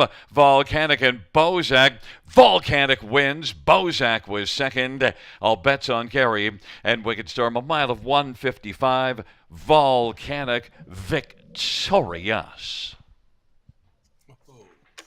He won a big one. He was live early here, Gary. Todd Ratchford had him right on the bit, showed some early leaving, and he was wasting no time when making that winning move prior to the half mile. And once he touched down in the lead, he was going to be very tough to go by. Volcanic, very sharp winner here and pacing to a new life best, 155 flat. You like Bozak for a piece of it. And he upped his game, finishing right there in second. He dropped a second or two there. Yeah, he heard you doubting him, and he said, come on, man, I think I can go with these guys. And then he went out and proved it. And look, Lucky Dancer did a lot of work, and you see him trying to hang in there late. But, that's one to kind of look at for the future. But I think Bozak has proven that he can go a little more. Now, the mile went in 55, but look, he was only beaten a length to Volcanic. Yeah, that was a big move. He's 3 deep for a long ways in the late going, and he wasn't letting up nearing the finish. It's a good thing to build on there for number 4, Bozak. You'll have to circle him up maybe for next time. And a nice finish up again for All Bets on Gary, who we mentioned, always coming late. You can't beat those Garys. Yeah, and I haven't bet All Bets on Gary yet, but maybe we'll take a shot. But Volcanic, look, it's the Greg McNair show with races 5 and 6. Different tactics, though, for Volcanic this week, and that's mostly, I guess, the post position, because left from post 7 last week and was way out of it, and Volcanic this time out got off the gate quickly. They were going for that clean line last time, though, too, right? Had to break the start before that, but as mentioned, this horse was absolutely flying going into the final turn last time out, and Todd Ratchford wasting no time to take control of this one. An easy winner at 1-5. Good point by you that the break and stride needing a flat line. Didn't need the flat line this week, and certainly got more than a flat line. Got a win. Volcanic back in front of us with the victory. Volcanic is a 3-year-old Big Jim Brown colt owned by Greg McNair and Barbara Wells. Training double for Greg McNair. Todd Ratchford, the winning drive. 4th win in just 7 career starts for Volcanic, erupting to victory in 1:55 flat.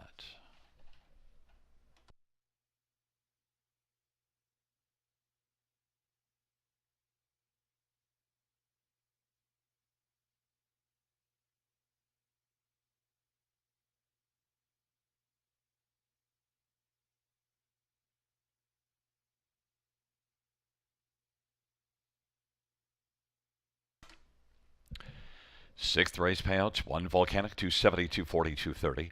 4 Bozak, 360, 260. 3 All Bets on Gary, 290. $2 exactor, 10.40. $5, 15.20. $1 super, 48.45. 20-cent super, 9.69.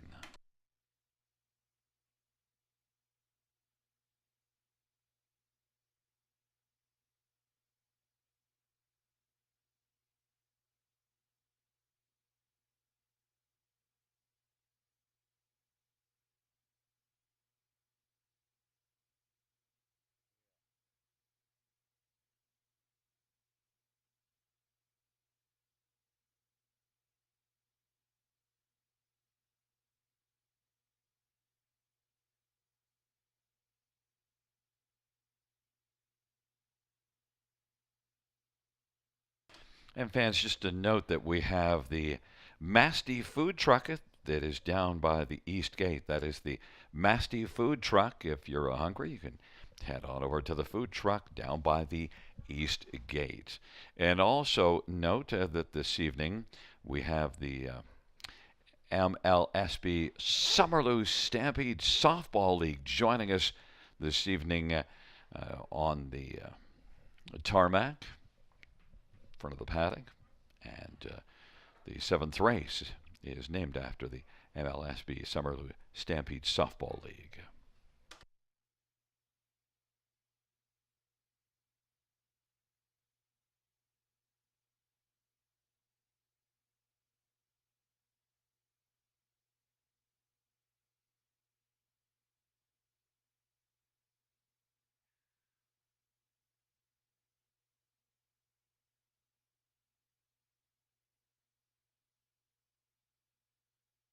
Once again, fans, just a reminder about the Masty food truck that is located down by the East Gate. The Masty food truck.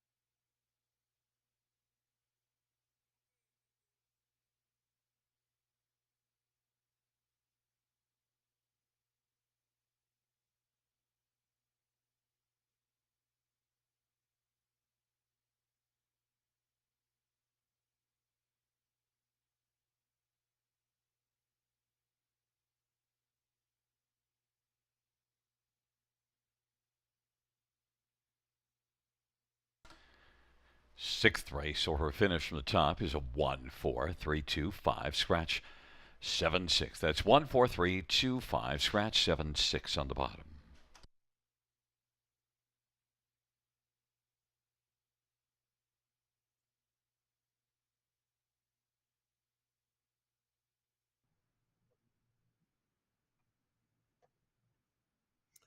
We are back. It's the final four of a Wednesday evening at Grand River Raceway. We've got the late pick four starting up here in race number 7. And by the way, we'd like to thank our players for playing along with that high five carryover back in race number 5. There was $17,000 plus new money made for a $20,000 carryover pool when it was all said and done. So thanks for the play tonight. And the payoff came back pretty good, too. The favorites, 2, 4, 6, and 7, were all involved in that high five payout. It came back at $153 and change on a 20-cent wager. So, again, we thank our players for supporting that high five carryover back in race number 5. Time now to get a look at some late pick 4 tickets. This multi-leg wager starting up in race number 7. And I've gone outside to the 5 Carsons, Buck, and Go, coming off a strong third in the latest. This is a maiden coming in. Jason Ryan on board. Greg McNair trying to win another one tonight at the River. The McNair barn red hot this evening. Number 6, All-Star Bruiser is the other one. I'll include this one racing for trainer Paul McDonnell with Todd Ratchford on board. A winner in the latest, 56-3. So 5 and 6 for me, starting up this late pick 4. I've gone deepest of all in race number 8. Some very nice pacing mares set to do battle in race number 8. The only ones I've left off my ticket are the 1 and 5. I've got it wide open there. I've got even written in the top of my program page, and it is highlighted as well. A wide open race 8 event, leg 2 of the pick 4 play. The 9th race, we're using 6, Stay Pumped, 7, Full of Personality. We've gone to the outside 2 again. In the finale, we go to the inside 4, Lotto Max, Onyx Pavino, Harbor Light Ambrose, and Salzbrook Tsunami. 1, 2, 3, and 4, just like that on the end. We're in for $16 even on the 20-cent wager for this late pick 4. Gary Guy chiming in with late pick 4 ticket idea as well. Gary going 3 deep in the first couple of legs. His top selection in the 7th being number 6 All-Star Bruiser. Top selection in the 8th, he's using 4 Getting Euchred on top, but he'll also include the 2 Golden Leader, who's showing the sharp form, as well as 7 Carson's Gouda, who bumps up in class following a sharp victory of her latest over the river. 9th race single for Gary, 7, Full of Personality, all in on that Tess Waxman trainee, Austin Soria on board. And deepest of all for Gary on the end. He's on the 1, 2, 3, 4, and 9. His top selection, though, is number 3, Harbor Light Ambrose in the finale. Gary's in for $9 even on a 20-cent wager. One more, late pick 4. Ticket idea to look at this one for friend of the show, Conley Ecclestone. And not going to cost a lot if you want to play along with the Conley's ticket. $2.40, using 4 and 6 to start it up, being Snowport the Gray, as well as 6 All-Star Bruiser. His single in race 8, number 4, Getting Euchred. And then in race number 9, 3, 6, and 7, finishing it up with Onyx Pavino, Haralite, Ambrose, 2 and 3 on the end of it for Conley's late pick 4 at the river. A little over a minute to play. The next voice you'll hear, track announcer Gary Guy with a post parade for race number 7.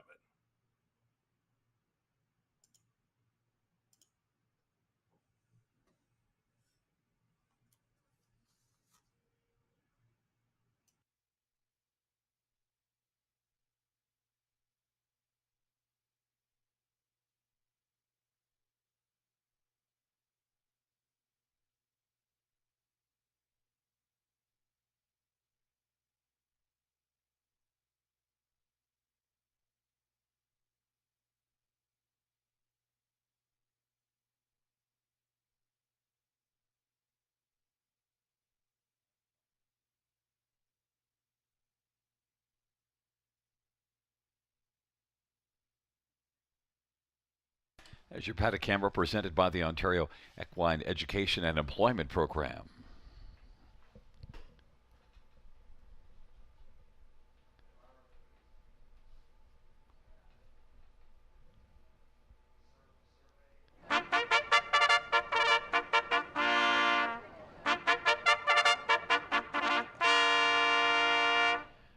Field for the 7th race, the Omega Alpha Pharmaceuticals Post Parade number 1 is Better Beast. Brett McDonough for Cassidy Schneider and Colonel Schneider Jr. Number 2, Don't Play with Fire. Sammy Filia for Julie Walker and Leonard Campbell.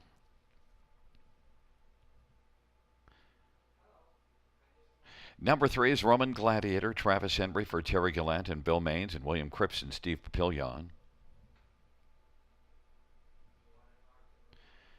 And for Snowport, Travis Cullen for Ashley Lenvoy and Gino Toscani. The 5th race, Carson's Buck and Go. Jason Ryan for Greg McNair and David Carson.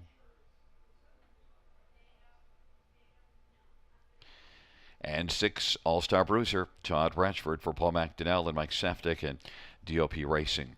The 7th race, the MLSB's Summerloo Stampede 7th race. The Softball League is here enjoying their night on the Grandway patio, and they'll be trackside for a photo. And probably with All-Star Bruiser if things go according to Gary and DeSugar. Paul McDonnell sending out this 6 All-Star Bruiser. And I love this horse last time out. I mean, he showed a break early in the start before that.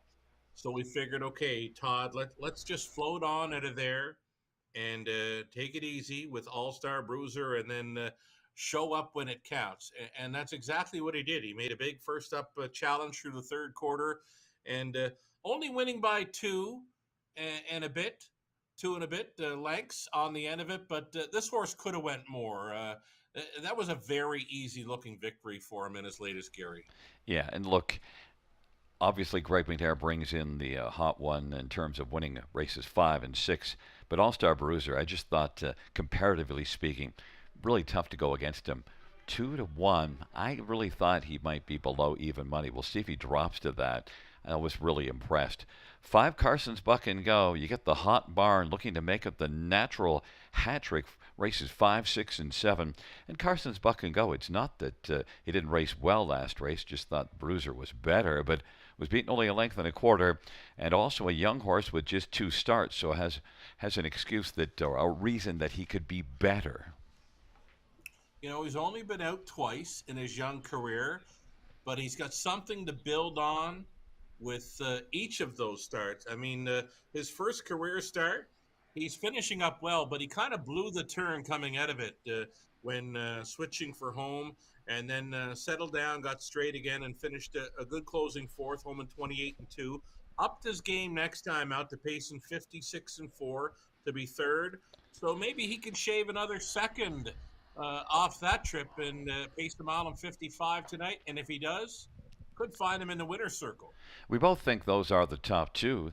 The tote board's disagreeing, and well, you went to Roman Gladiator, even though the tote board wanted to go to Snowport, but Roman Gladiator is one that I thought showed up here with a solid effort, and that was, got away well. That was a key thing. I like this horse tonight. A Son of Sports rider, missed a bit of time prior to his latest. This is going to be second time for trainer Terry Gallant. So he's had him a start to maybe figure him out. I'm looking for better things for this 3 Roman Gladiator tonight. Catch driving assignment for Travis Henry. Number 4, Snowport. I told you before last week that I really liked this guy and what I'd seen of him at Flamborough and that start here June 4th. And then, he didn't race well here last time out. Maybe I'm being a little too harsh. He got on my list, but he could certainly get off of it because I've also seen some really nice things. I've always loved the Grays. The first horse I can remember being a fan of was a gray called War Bride's Man back home in Prince Edward Island. And so a soft spot for this gray, Snowport. Had a great trip last time out, just very little on the end. Are we playing with fire, leaving the 2 out of the discussion because an equipment change, blind brought out the blinkers, and raced pretty darn well here in the maiden class last time out? Maybe we'll call that one the Beware horse in here. Anytime you see a bridle change, this one going to blinkers, looking to step it up some. So best of luck to trainer Julie Walker, Sam Fillion on. Sitting at 8-1. Better Beast, don't play with fire on the inside. Roman Gladiator and Snowpark to the outside. Carson's Buck and Go and All-Star Bruiser. Field of 6, 7th dash. It's post time. Giddy up. And the field for the 7th race is at the start of the rough, and All-Star Bruiser is going to flash with Snowport and Roman Gladiator, but Snowport comes shoveling out quickly. And then Roman Gladiator, All-Star Bruiser, Carson's Buck and Go, Better Beast, and Don't Play with Fire is back trailing right now. Snowport's got the lead. Snowport, All-Star Bruiser wants to continue to drive on the outside and is challenging Snowport. All-Star Bruiser and Talad Ratchford off stride. So now Snowport gets to have the lead alone. Snowport 27-second opening quarter. And Snowport, Roman Gladiator is racing position second. Carson's Buck and Go third. Then Better Beast and Don't Play with Fire. And All-Star Bruiser is trailing and now has a lot of work to do after that break. Just battling for the lead at the quarter. And that quarter was 27 seconds, and Snowport's got the lead. Roman Gladiator is racing second. Carson's Buck and Go is racing third, but has to go a little bit more because Snowport looks strong. Half of 56-3. Snowport, Roman Gladiator is now coming on. Roman Gladiator has thrown down the gauntlet and is coming in pursuit of Snowport. Then Carson's Buck and Go. Don't Play with Fire and Better Beast is better than Don't Don't Play with Fire right now. And All-Star Bruiser has to pass them all to win. He's about 8 off the lead, and they march up the three-quarters. Snowport at 7-2. Now on the outside, Carson's Buck and Go. 1:26.1 the three-quarter time. Snowport, Carson's Buck and Go. And then on the outside, Don't Play with Fire has come from out of it. Now it is racing third. Roman Gladiator and Better Beast. And now it is Carson's Buck and Go on down the stretch drive. Carson's Buck and Go. Don't Play with Fire and Snowport. Carson's Buck and Go is going quickly at the finish. Carson's Buck and Go. Snowport. Don't Play with Fire and Roman Gladiator. 1:55.3. Well, Sugar, I got on the Greg McNair train for races 5 and 6. I got off that train. Why? Hey, we still had this horse as a top two player, right? And we did mention he was going in the right direction, and we'd hope to see him maybe shave a second off of what he did last time. It's exactly what he did. 55-3. Maiden score for the Hot Barn of Greg McNair tonight. Jason Ryan catch driving for the victory. I like this horse, and I like the way he goes. And one thing I guess we could say, one of the whys is that All-Star Bruiser, the one that we took on top, well, that went awry at the opening quarter. Yeah, you know what? Kind of battling a bit through that hot quarter, 27 flat, and just kind of rolling off stride. The last time out was a little lighter on him through the opening quarter, just kind of floating on out of there, and might have asked him a bit there to go on. Reaching that quarter 27, he just rolled off stride. A bit of a speed break there for that 6 All-Star Bruiser, but still lots of talent in that one. We'll have to wait for him next time. And I mentioned Snowport. I liked him a lot, and then he kind of got on my list because last time out kind of backed away, but I said he could get off the list. Yeah, he's off the list. Yeah, he was much better tonight. He was staying on there and still probably paced his mile in 56. So, yeah, we'll put him back on the nice list. Don't Play with Fire liked the equipment change a little bit. Came on to finish a third at 5-1. We can watch for that one. Don't Play with Fire is the one that's in front of Roman Gladiator, who you loved, but was 13-1. Right, he was getting a piece of it there. You know what? It became wide open when the favorite run at the quarter mile. So, yeah, 5, 4, 2, and 3. It became wide open, and Carson's Buck and Go stepped through that wide open door for a third straight win for trainer Greg McNair. Jason Ryan with the driving double. Carson's Buck and Go, 3-year-old Stag Party. Bay Gelding. David Carson of Listowel is the owner. As mentioned, Greg McNair, the trainer, races 5, 6, and 7 winners, so 3 on the night. First win for Carson's Buck and Go, 1:55.3.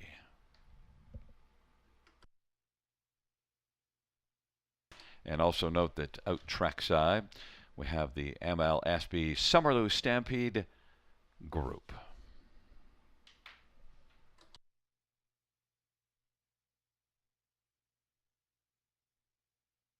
And man, they came dressed up for the show this evening. Full marks to our group for race number 7, the MLSB Summerloo Stampede softball team, softball league.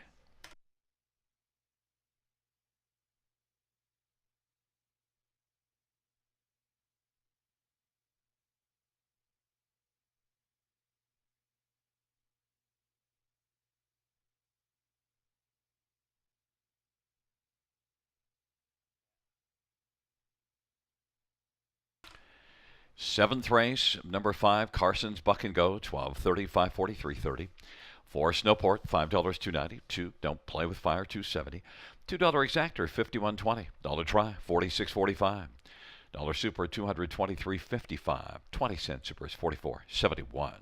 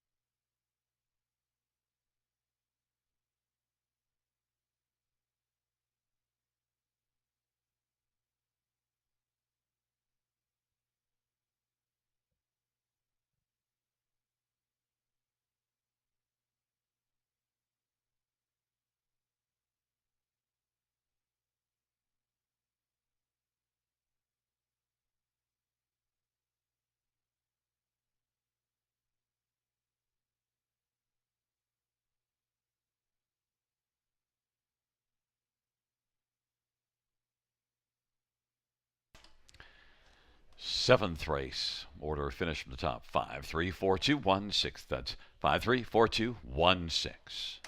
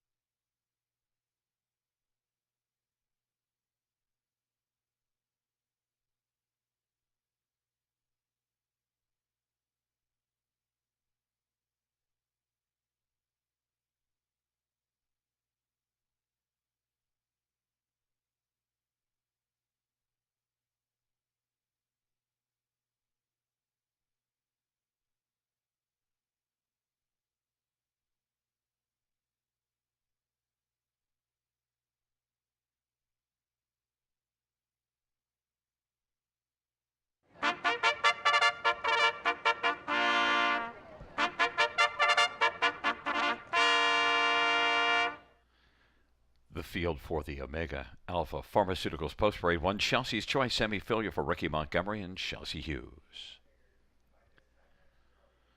Number 2 is Golden Leader, Dale Spence for Mitchell Tierney and Lynn Cameron. 3 is Big Nipper. Mike Horner drives and trains for Mark Horner and Douglas Wilson. 4 is Getting Euchred. Travis Henry for Brent Ballor and Ron Thompson. 5 is Mending Fences. Anthony Hahn for Meg Crone.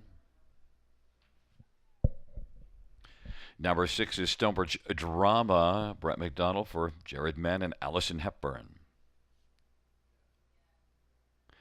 And number 7, Carson's Gouda. Louis Gregg for Vicky Gregg and David Carson.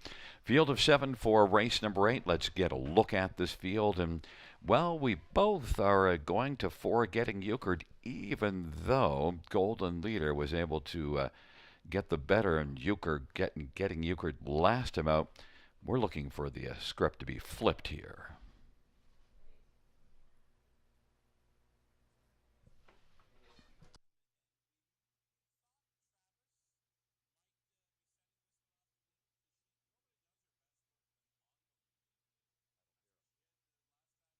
Nothing but open road in front of her, and she just missed late. Up the inside, very late, was Golden Leader, who got the best trip of all. She was a pocket rider throughout and found some room at the inn late. The form continued to be pretty good on Golden Leader last time out, but Getting Euchred, we're hoping for good things again this week after just missing something to build on last time. And also last year, Getting Euchred had a pretty fine campaign, 51,000. Golden Leader had a good year as well, so they both compare very nicely. They should be close at the finish. Getting Euchred sitting at 3-1. Can you believe that Golden Leader is 9-1? I'm surprised at that price. But, well, let's look at Golden Leader right now then. Look at those last 2 races and talk about why are they missing it 9-1? I was about to say the same thing. I mean, we get talking about Getting Euchred, but I was about to say, why are they not on this too? Golden Leader after 2 straight victories. I mean, last time out, even the start before that, she was an early favorite in wagering right when the windows opened up for her races. So to see her at 8-1, I'm thinking, why? I'm questioning that. I mean, she's got to drop, doesn't she? Yeah, and I was going to Getting Euchred more thinking that that's the price play against Golden Leader. Getting Euchred was 11-1 last time out, and Golden Leader beat that one. And Golden Leader was 2-1 in this field, so and wins 6-1. We'll see how it unfolds, but certainly solid those 2. Number 6, Stonebridge Drama, is one that I think it's interesting that you've gone to this one because was 3rd last time out.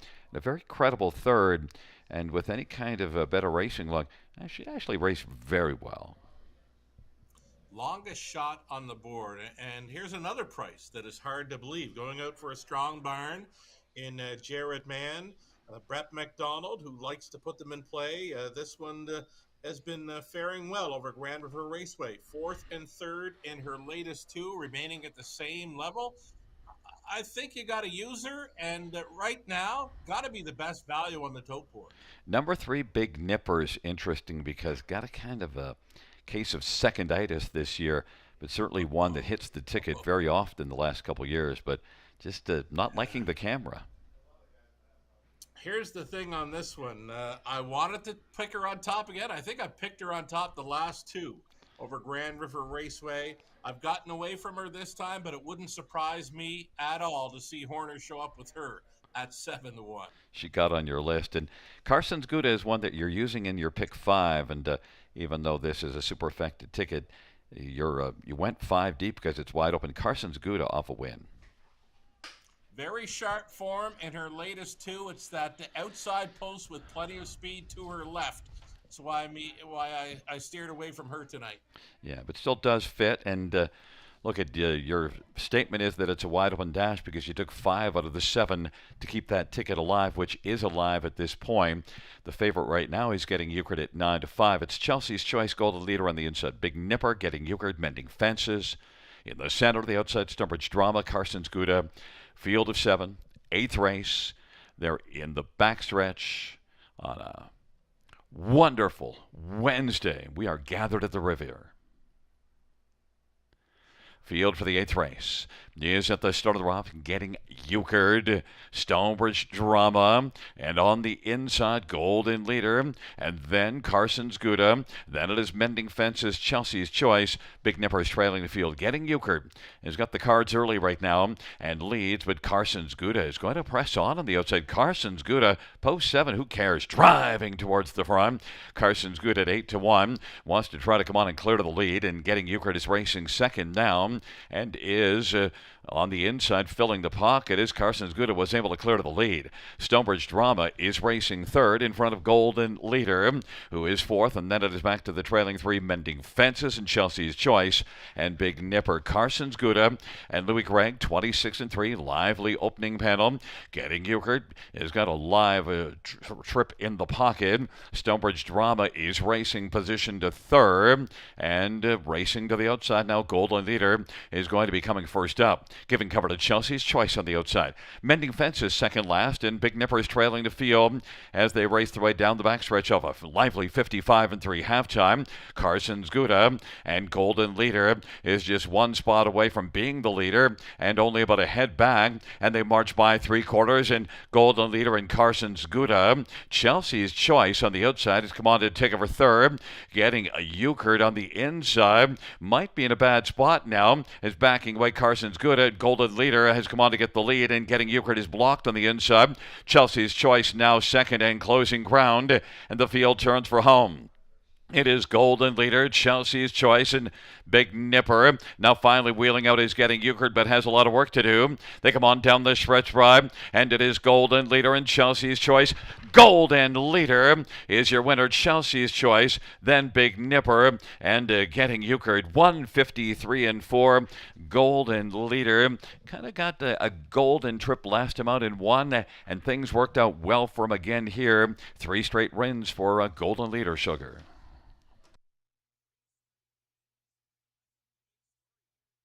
Is that they let her go away at 5-1 tonight. Yeah, it's an amazing price, and look, we marveled that she just wasn't getting bet. Now, look, things kind of went out it really worked out nice for her, and then also Getting Euchred, our top one, kind of got stuck in behind Carson's Gouda in no man's land.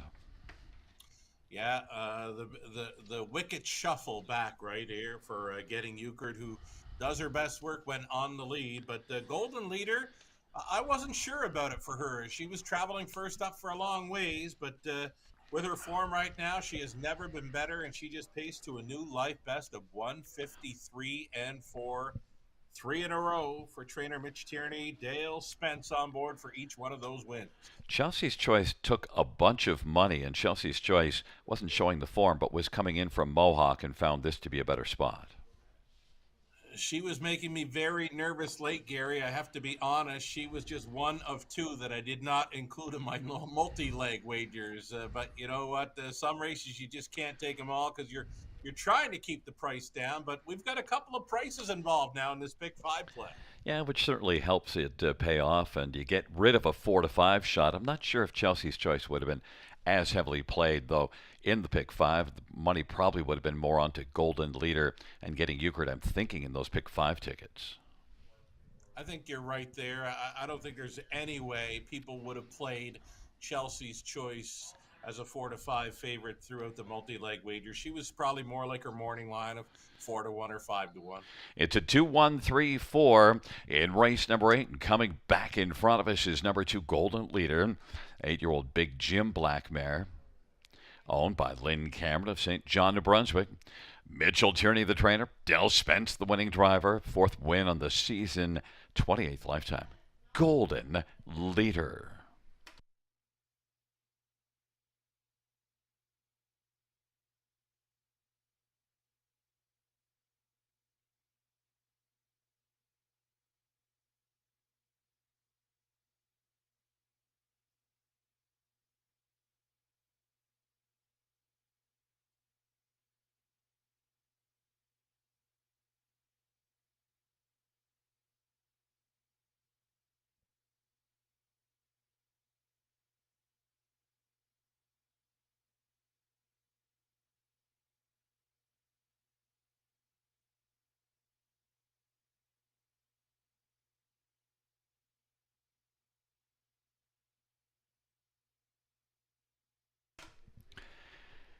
Eighth race, payouts 2 golden leader, 1260, 460, 310.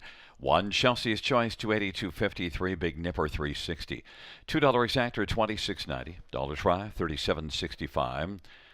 We have a dollar super of 108.55. 20-cent super, 21.71.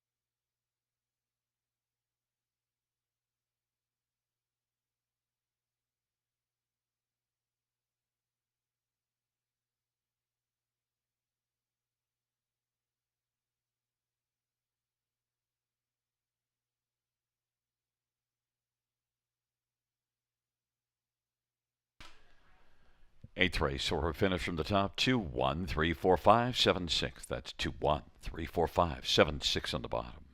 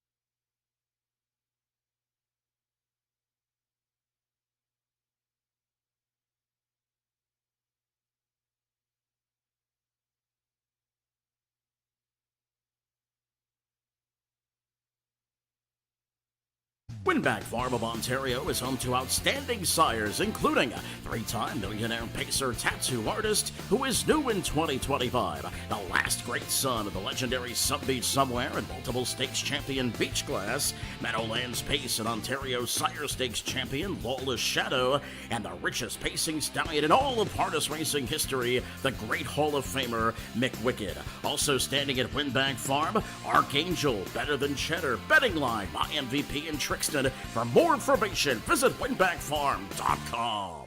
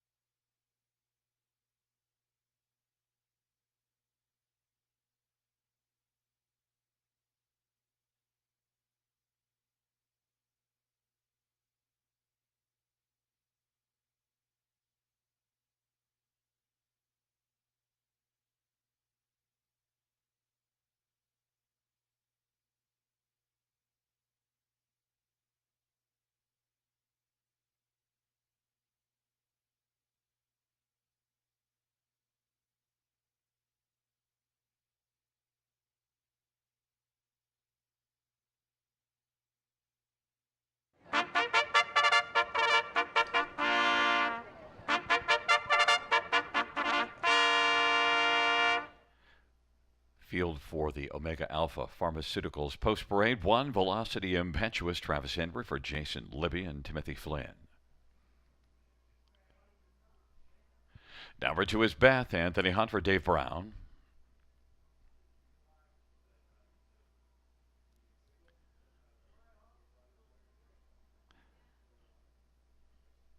Three is My Only Sunshine, Damon McClellan for Mark Winnicott. 4 is All She Can, Jason Ryan for Wayne Smith. 5, Soda Queen, Paul McKenzie for Gary McDonald. And number 6, Stay Pumped, Sammy Filia for Pam Forgey and Mindy Findling Repko. And number 7, Full of Personality, Austin Surrey for Tess Waxman and J.R. Plott.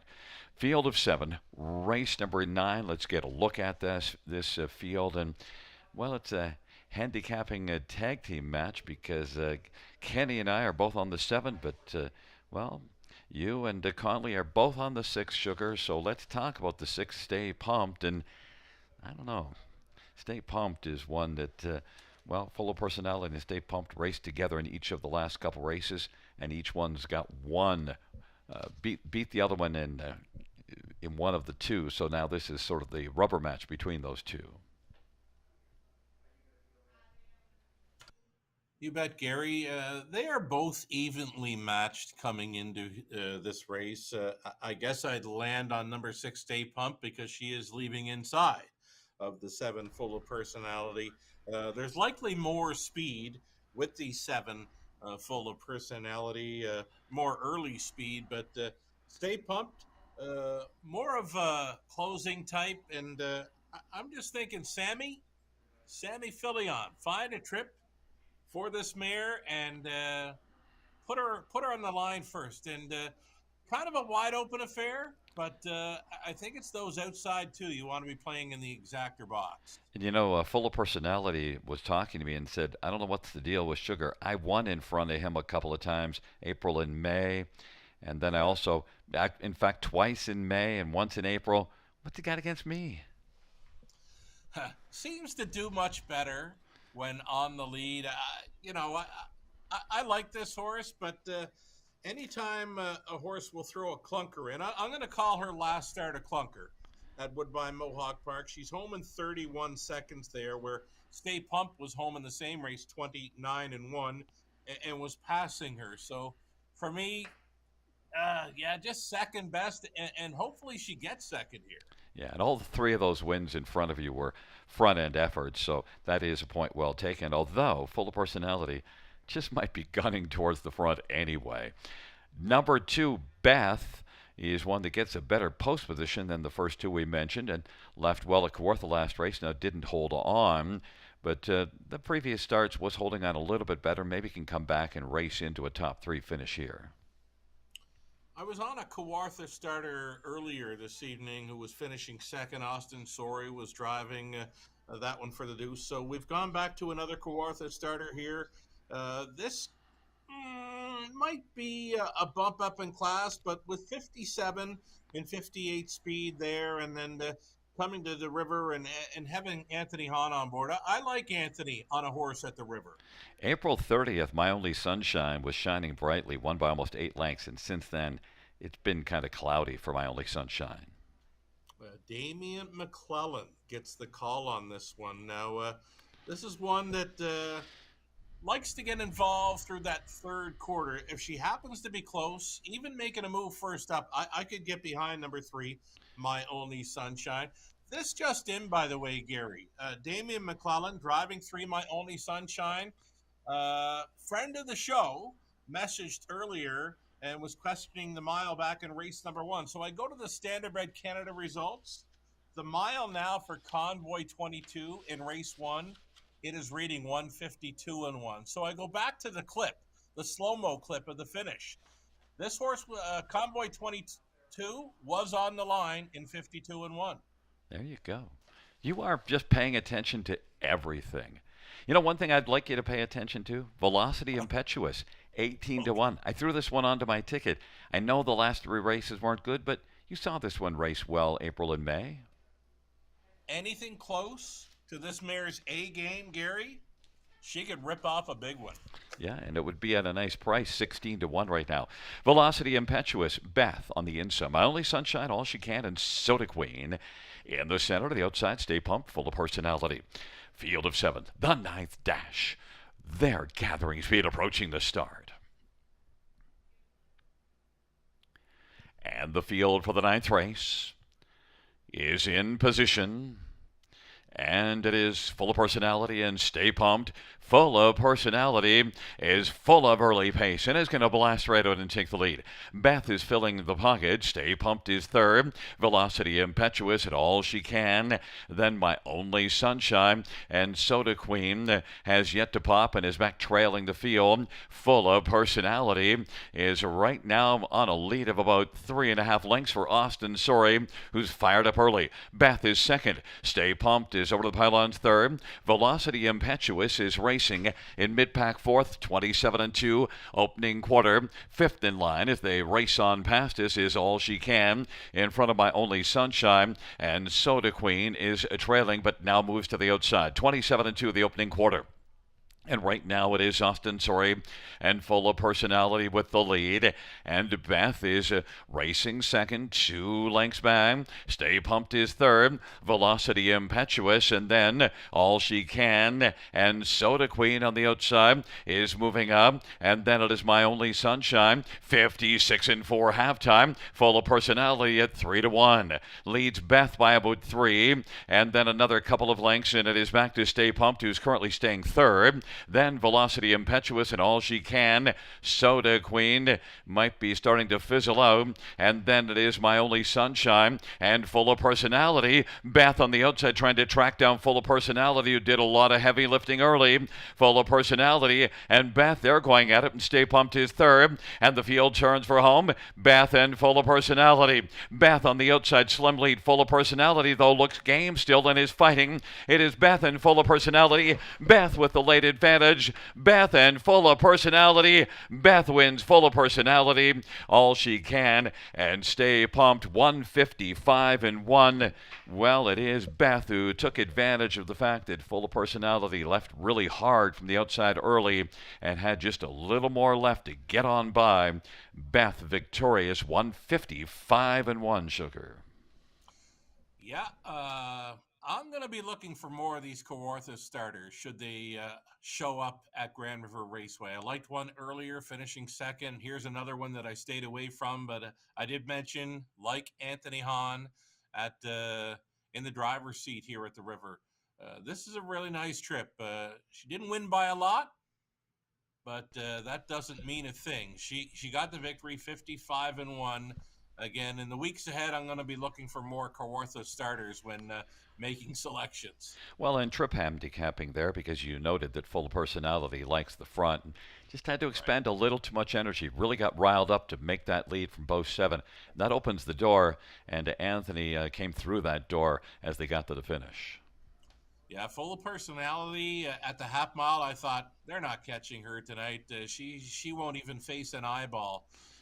And she's really good when that happens, when she doesn't have to face any challengers. She gets very brave on her front end, but Beth was keeping close tabs, and when she showed up to eyeball that leader, that was it for Full of Personality. Beth on top, another price player in the multi-leg, 7-1. It'll be a nice try because you get the 3 to 5 horse out of the top 3. You get a 2-7-4, and All She Can on the bottom of it as well. You're right. This super even pays huge. Stay Pumped, I thought, may have been used a little hard in the early going to find a spot up close, and in the end, it didn't do her any good. Back in front of us is the winner of race number 9. It is number 2, Beth. Beth victorious, a 4-year-old Control the Moment Bay mare, owned and trained by David Brown. Anthony Hahn with the driving double. It's the 3rd win on the season and 7th lifetime for Beth, 155-1.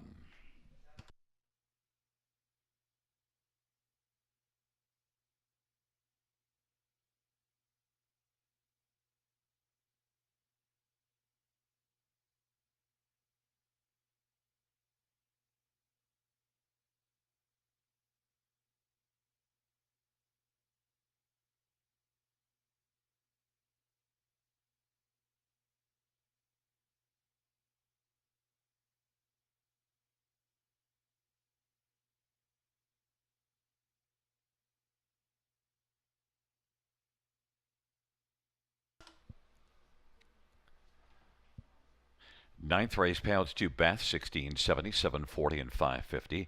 7 Full of Personality, 520 and 480, and 4 All She Can, 850. $2 exactor, 183.30. Dollar try, 370.65. And the dollar super, 1192.90. 20-cent super, 238.58.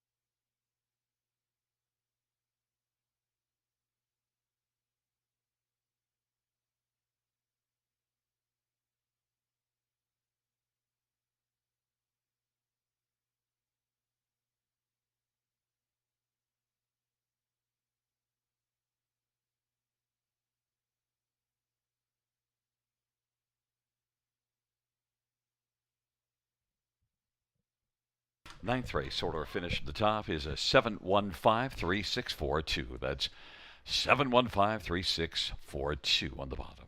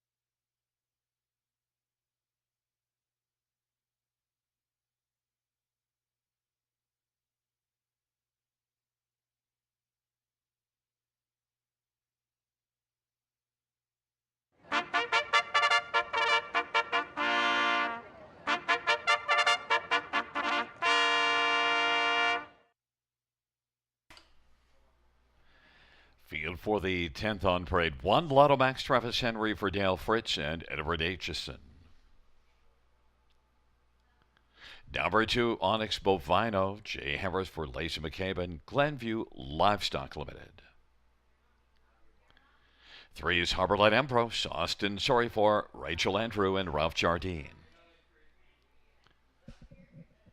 4, Salzburg Tsunami, Brent McDonald for Ron McDonald, and Brent McDonald shares an ownership with Brent McLennan and Charlie Fitzpatrick and Shengo. 5 is scratched. Number 6, Hollywood Deo, Sammy Fillier for Cassidy Schneider and Frank Girovalati and Colonel Schneider Jr.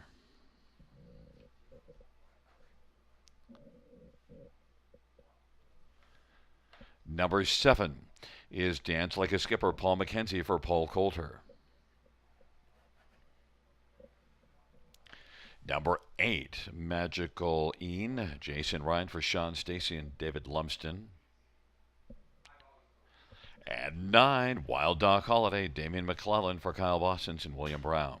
Field of 8, race 10. Let's get right to this field. That's your Omega Alpha Pharmaceuticals Post Parade. And we'll start with 1 Lotto Max. Well, 8 to 1 is not exactly a lottery ticket, but this is one that did race pretty well last time out in this class to be beaten just half a length and now gets a better post. I'm actually surprised at the price, Sugar. I'm surprised. Yeah, Lotto Max, decent, not a season debut, but it missed about 3 months prior to the latest, where he just missed in 54-3, and was used pretty good to be sitting up close. 27 flat opened it up. Now back on the rail, so maybe not being used as much to race up close in this one. 7 to 1 right now. I don't see that happening come post time. Here we see that early action for another Schneider trainee. We saw that earlier on in the card, Gary. And yeah, one thing I do know about the trainer Cassidy Schneider, she's been the leading trainer in London last 3 seasons. When she starts winning, she wins in bunches. Maybe she's looking to close things out tonight. Absolutely. Holy cow, the lack of respect for the inside couple. Onyx Bovino, Jay Harris for Lacey McCabe, is one that was a winner here last race in 54-3, beating Lotto Max. Right, and that was adding Lasix for that start. And we mentioned the other night, the second time Lasix angle usually works out even better. So, yeah, this inside too, their value was inflated now because all that action is going towards the 6. But I'm going to stay on the inside too, the one on top with 2 for second. Yeah, and both of those two were off of a bit of a layoff and came back, missed time. So, number 3, Harbor Light Ambrose, getting a lot of love, including, that's the one that I took, and Harbor Light Ambrose, really a solid effort at Georgian last race, 53-2. I can get behind this one, a sharp gate-to-wire winner at Flamborough, 55 flat, and then used hard to race up close over Georgian Downs. Your top selection, you should be telling me about this one. Well, I think the difference is that it's non-winners at 3 to non-winners at 2. And then also that non-winners at 3 at Flamborough crushed that class. Wow. Okay, that's good to know. Well, Clint's Vet, I know that horse well, and I suppose if Clint's Vet was in here, I'd be on him as well. Number 4, Salzburg Tsunami. This is one that's not without a shot because was in that non-winners at 3 last time out with Clint's Vet winning at Harbor Light Ambrose second, was beaten only 2 lengths. If this horse could ever find himself on the lead here, Gary, he'd be very tough to beat. He's one of those horses that doesn't normally pass too many during the mile, but when touching down on the lead, very tough to go by. I like his chances, love that price. And I want to get to 9, Wild Dog Holiday. That is Ken Middleton's long shot special. I used this one for 4th. Look, second start of the year and didn't do much that first start, May the 22nd at Flamborough. But look last year, 52-3 win and 6 wins in 21 starts. Okay, here we go. Trainer Kyle Bossens, driver Damian McClellan. They started the night with Convoy 22. They might finish it right here with Wild Doc Holiday at a price. Bookends for McClellan, and this is Ken's pick, 16-1. He called it a long shot play. It is holding at 17-1. You're on Lotto Max at 3-1, and well, I'm on Harbor Light Ambrose also at 3-1. It's Lotto Max and Onyx Bovino on the inside. In the center, Humberland Ambrose, Salzburg Tsunami, and Highland Hot Sauce. A correction, Highland Hot Sauce is scratched. Hollywood Dale. To the outside, Dance Like a Skipper and Magical Ian. On the second tier, Wild Doc Holiday. Field of 8. Race number 10. They are gathering speed, nearing the start. Giddy up.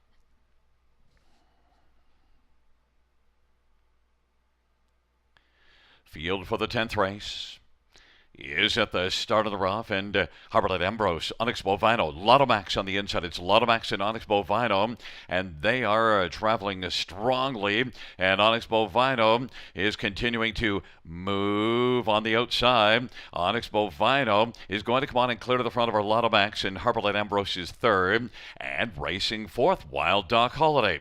Then Salzburg Tsunami, Hollywood Deo, Dance Like a Skipper, and Magical Ian, but it's Onyx Bovino who leads as they race off the turn. Lotto Max is second, and Humberland Ambrose forwardly placed, racing position third. Then it is Wild Doc Holiday, Salzburg Tsunami, back to Hollywood Deo, and then Dance Like a Skipper and Magical Ian. Solid opening panel of 26 and 4, and Onyx Bovino continues to move along on the lead and is in front a length and a half. Lotto Max is second. Humberland Ambrose, 3 off the pace, is racing third and is going to come to the outside quickly now. Humberland Ambrose has moved up, surging on the outside. Humberland Ambrose is now going to come alongside Onyx Bovino, and it is Humberland Ambrose who's come on to grab the lead. Onyx Bovino couldn't hold off Humberland Ambrose, who leads it by a length and a quarter. Now a length, and now fighting a bit is Onyx Bovino on the inside. And coming back on, Humberland Ambrose, Onyx Bovino. Now they're separated by about a neck. 3/4 off a 58.5 was 126 at 28 third panel. Humberland Ambrose is finding Onyx Bovino to be a stubborn one, and then racing position third. Wild Doc Holiday and Lotto Max and Salzburg Tsunami. Humberland Ambrose, but holy cow, Onyx Bovino is hanging tough on the inside. Humberland Ambrose and Onyx Bovino up the inside, Lotto Max, and then Wild Doc Holiday. Humberland Ambrose is able to win. Onyx Bovino second. Then it was Wild Doc Holiday, Lotto Max, and Hollywood Dale. 154 and 2. Humberland Ambrose. That wouldn't be a top selection for you, Gary, by any way. No, well, every once in a while, you know, a broken clock is right twice a day. Nice pick. Harbor Light Ambrose had a 54-1 win over Flamborough, so you do know this horse well. You know what he's capable of, and he came with authority when he got right line following the halftime station of just 58. Huge back half. 56 and 2 or better for this 3 Harbor Light Ambrose. Rachel Andrew training Austin Sorey on board for this victory. That was a game effort for victory. Yeah, and I said, holy cow, with Onyx Bovino, because that one was really hanging in there. I kind of thought that Harbor Light Ambrose was going to be able to put him away more easily, but no. Well, you know, he did get that 31-1 second quarter breather. So when he did get past, I said, this horse can't be done yet. He's got to come back. So they threw down 28 flat through that third quarter tilt. And, yeah, he stayed on pretty good to pick up the deuce in there. One of your selections, Wild Doc Holiday at 40-1. Finishing up third in that high five. I think we've got to credit Ken Middleton more than me, because that was his long shot special for the night. Ooh. And if you used the ones that you liked and mixed him in there at 40-1, you've got a really nice top 4, or maybe even you've got the top 5 with the high five, because that helps it. Oh, for sure. Anytime you get a big double digits price in the high five, you know, you want them in your ticket. But you want them finishing better than 5th. You know, if this 9 is finishing 5th in there, well, the pay, not bad. But you know what? When a big bomb like that gets up into the top 3 or the top 2 in any high five anywhere, it's going to pay. Kenny knows his handicapping. And, you know, when I went to school, one of the things that I was really smart about doing is I sat beside the smart kid. Oh, if we could sit beside the smart kid tonight, Kenny's doing all right. Absolutely. Well, we're going to see you on Friday night. You'll be doing all right, and study it up, and we'll talk to you again. Catch you again. Great job, Gary.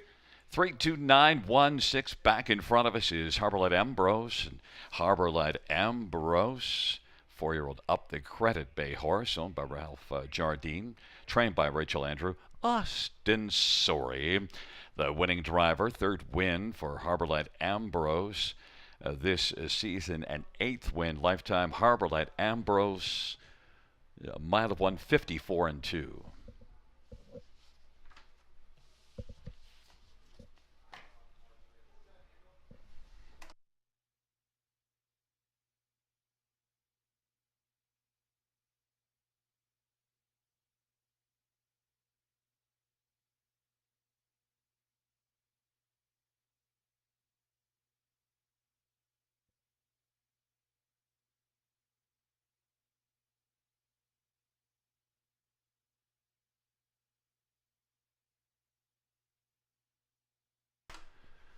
10th race, payouts 3 Harborlight Ambrose, 480, 290, 260, 2 Onyx Bovino, 320, 290, 9 Wild Dog Holiday, 1260, $2 Exactor, 1180, Dollar Tribe, 97.10, Dollar High Five, 867.60. That 20-cent high five is 173.52. Double 78.20 of 2 and 3. Dollar pick 3 193.95. Dollar pick 4 449.20. 20-cent pick 4 is 89.84.